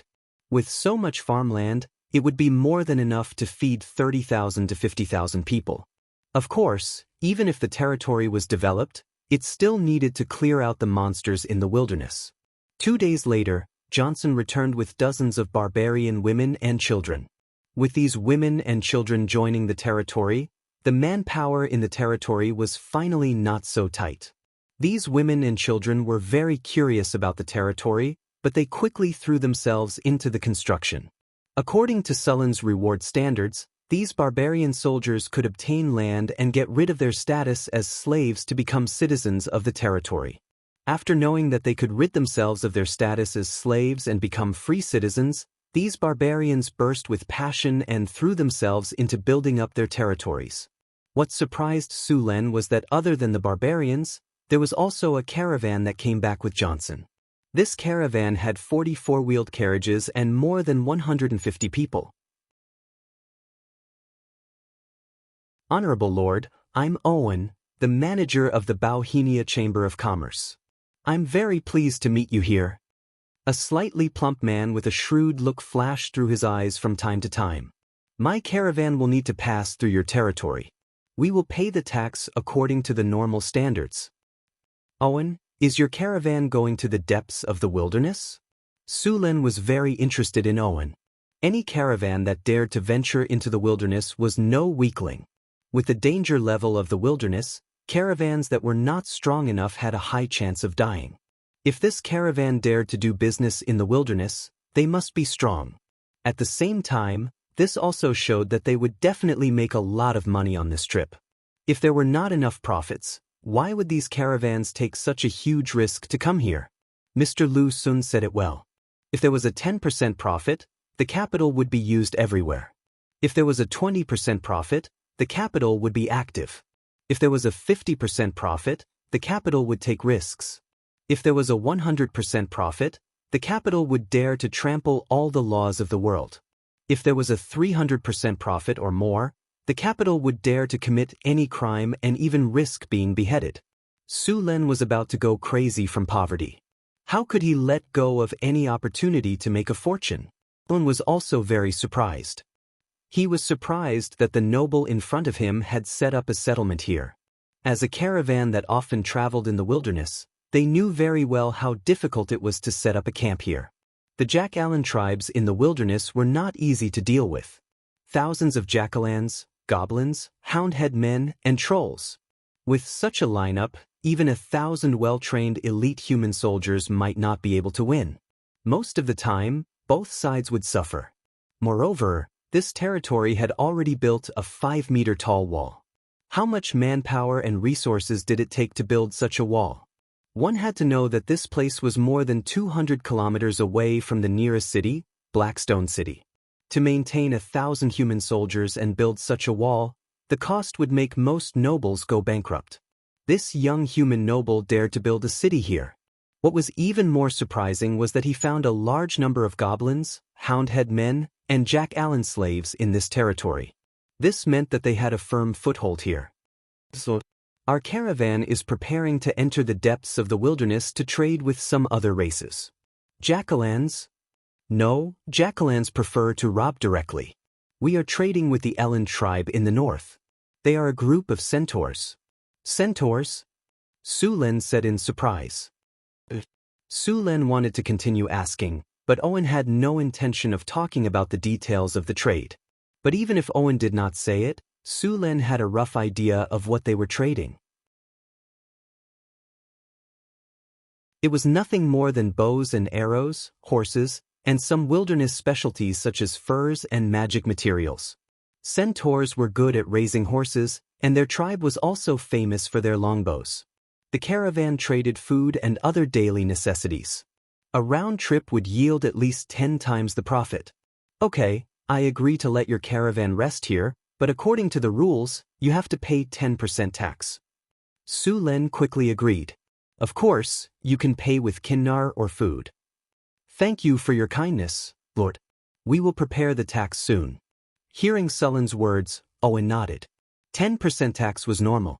In fact, Owen had considered not paying the taxes, but after seeing the size of the territory, he dismissed the idea.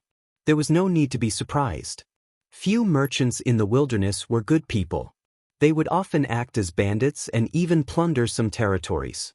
Although Sulen's territory looked simple, the power it represented was not something ordinary people could achieve. Without a strong military force, they could not defeat the monster army. Not to mention capturing so many wilderness natives as slaves.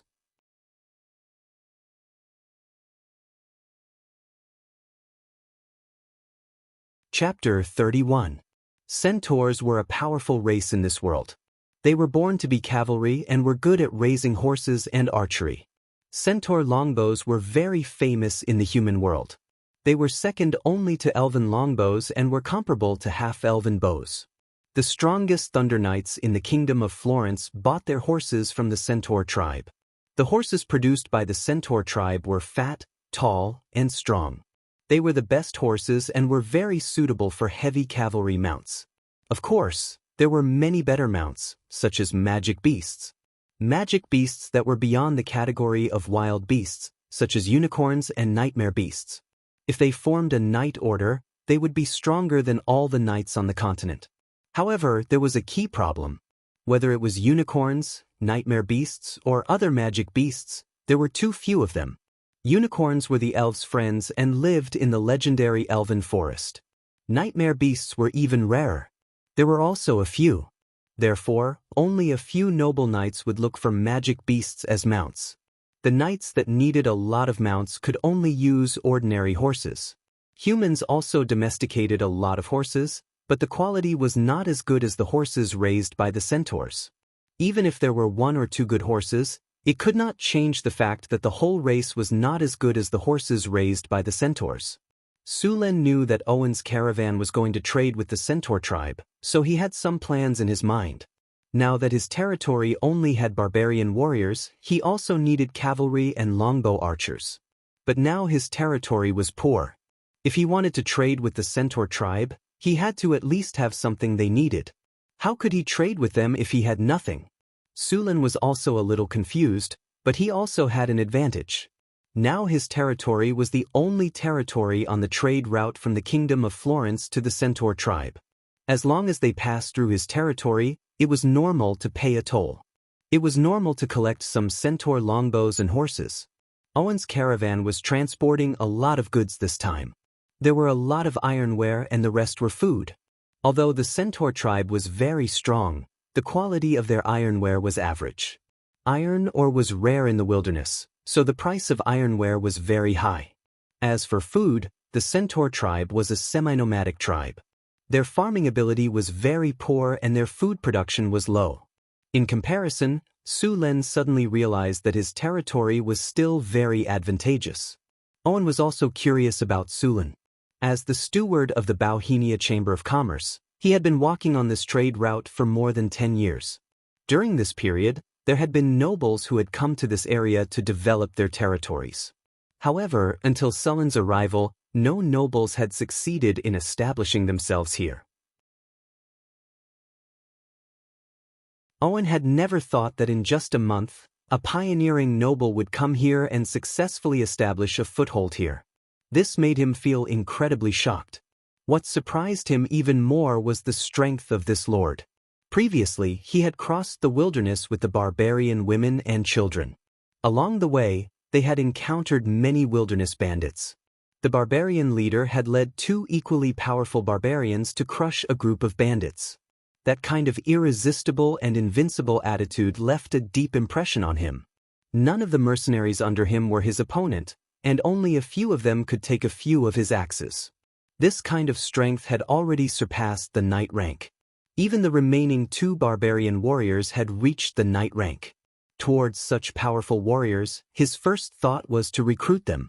In order to recruit them, Owen had promised to give them land and Kinnar to settle down the barbarian women and children.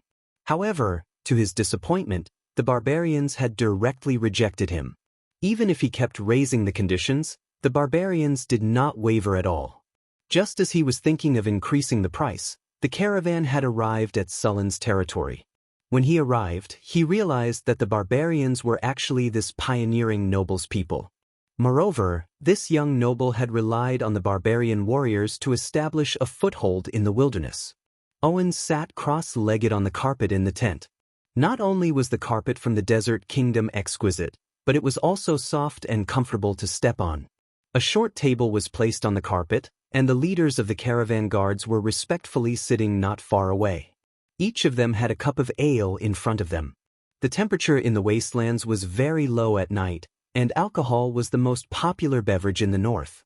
On a cold night, drinking a cup of ale would heat up one's stomach, and one's body, which had been frozen stiff, would quickly warm up.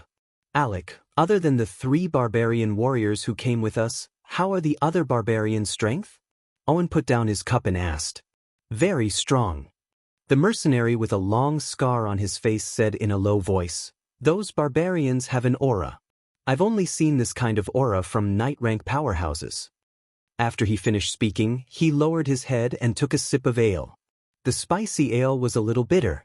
He did not like this kind of cheap ale, but he subconsciously wanted to hide the shock in his heart.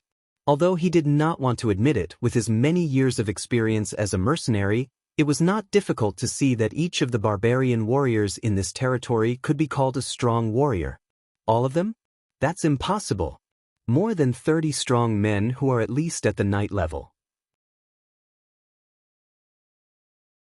How can they be willing to stay in this broken territory where they have no money and no men, and where they have to face the attacks of gnolls and other monsters all the time as ordinary soldiers? Owen could not accept this situation at all. More than 30 knights were already comparable to some weak counts in the kingdom of Florence. Although these barbarians were not knights, their fighting strength was not inferior to knights. If they were willing to be loyal to the nobles, even if they could not become knights, their treatment would definitely be better than here. In this world, strength and status were directly proportional. Those high-grade warriors were all supported, but the warriors in this territory were like ordinary soldiers. This was completely unreasonable. Owen's mind was filled with thoughts, and the bamboo cup in his hand unconsciously turned in his hand. Could it be a different situation? Just when everyone else was silent, a thin mercenary with a cold expression said while playing with a dagger in his hand. These barbarians have no idea what kind of treatment they can get in the kingdom with their strength. After the others looked at him, the mercenary slowly said, Clap. Owen clapped his hands and excitedly stood up as he said, That's right, how could those barbarians and country bumpkins know the value of 100 gold coins? That's the only explanation why they're here.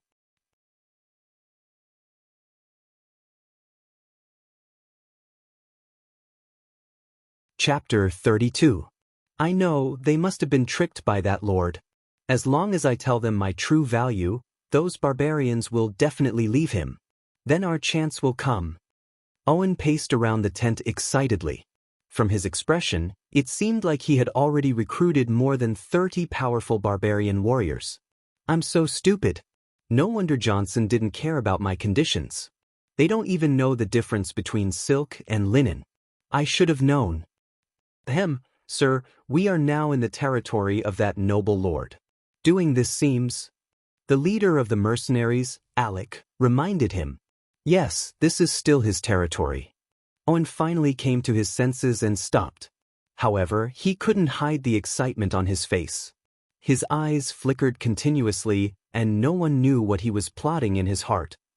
The next morning, Owen handed a carriage full of goods to Wang Yi's tax. Sulen accepted it without hesitation. He was so poor that he didn't need to be so courteous. After paying the tax, Owen requested that their caravan rest in the city for 2 days before leaving. Sulen agreed to his request. Sulen ordered the slaves to move the goods from the carriage to the warehouse. When they were in the warehouse, Sulen checked that the carriages were filled with food. This was good news for Sulen. Due to the sudden increase in population, he didn't have enough food. A carriage like this could carry 1,000 pounds of goods. 1,000 pounds of food might not be much in Colt City, but here, the value of 1,000 pounds of food was at least 10 times higher. There weren't many types of trade in the wasteland. Cloth, salt and so on. The most popular trade was ironware. Grain wasn't the most profitable. Owen brought so much food because the Centaur tribe requested that there must be a certain percentage of grain and ironware in the trade. Originally, the Centaur tribe didn't lack food. However, they had been at war with an orc tribe for the past few years. Naturally, they didn't have enough food. If it weren't for the caravans transporting large amounts of food, the Centaur tribe wouldn't have been able to survive. Now that they were able to hold on, it was their opponents' turn to suffer. The long war had caused them to lack food. They had been evenly matched at the beginning, but now they were barely holding on. On the second day after the barbarian women and children arrived, Sulen began to distribute houses and land to the barbarians. There were already 50 to 60 houses in the camp. Although the houses made of mud and reeds didn't look good, it was still comfortable to live in. It was much better than the houses the barbarians used to live in. Each of the 35 barbarian warriors was given a house. Apart from them, the women and children of Sulen were also given a house. Although they didn't have any battle achievements or points, they could still owe them. In addition to the houses, each family was given 20 mu of farmland and 30 mu of wasteland to cultivate. As for the wild bulls, they also needed to be exchanged for battle merits or points. Of course, if he didn't have enough battle merits or points, he could still owe them. Soon, more than 30 of the 100 or so bison were distributed. Sulen also rewarded the mercenaries with land, but it was much less than the barbarians. Most of them were about 5 mu. After all, the mercenaries had limited battle merits, and the points they earned every day were also very little. After receiving the land, the group of mercenaries was also very happy. Although the days of the mercenaries seemed to be very carefree, and some bards said that the mercenaries' adventurous life was magnificent, but in reality, most of the mercenaries didn't have a good life. Many of the mercenaries didn't have land, money, or proper jobs. In the end, they could only be mercenaries. Of course, many of them became bandits. If there was land to farm, many mercenaries wouldn't be in this line of work. In the Kingdom of Florence, the land had already been distributed.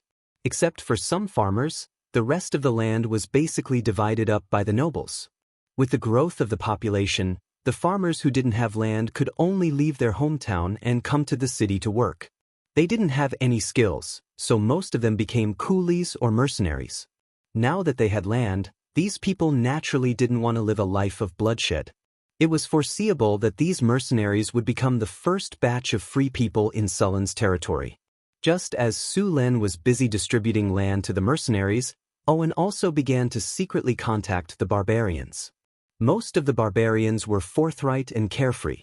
After facing a businessman like Owen, they quickly had a good impression of him. After gaining the initial trust, Owen began to tell these barbarians what kind of treatment powerful warriors like them should receive. He also promised that as long as they were willing to follow him back to the kingdom of Florence, all of these could be realized.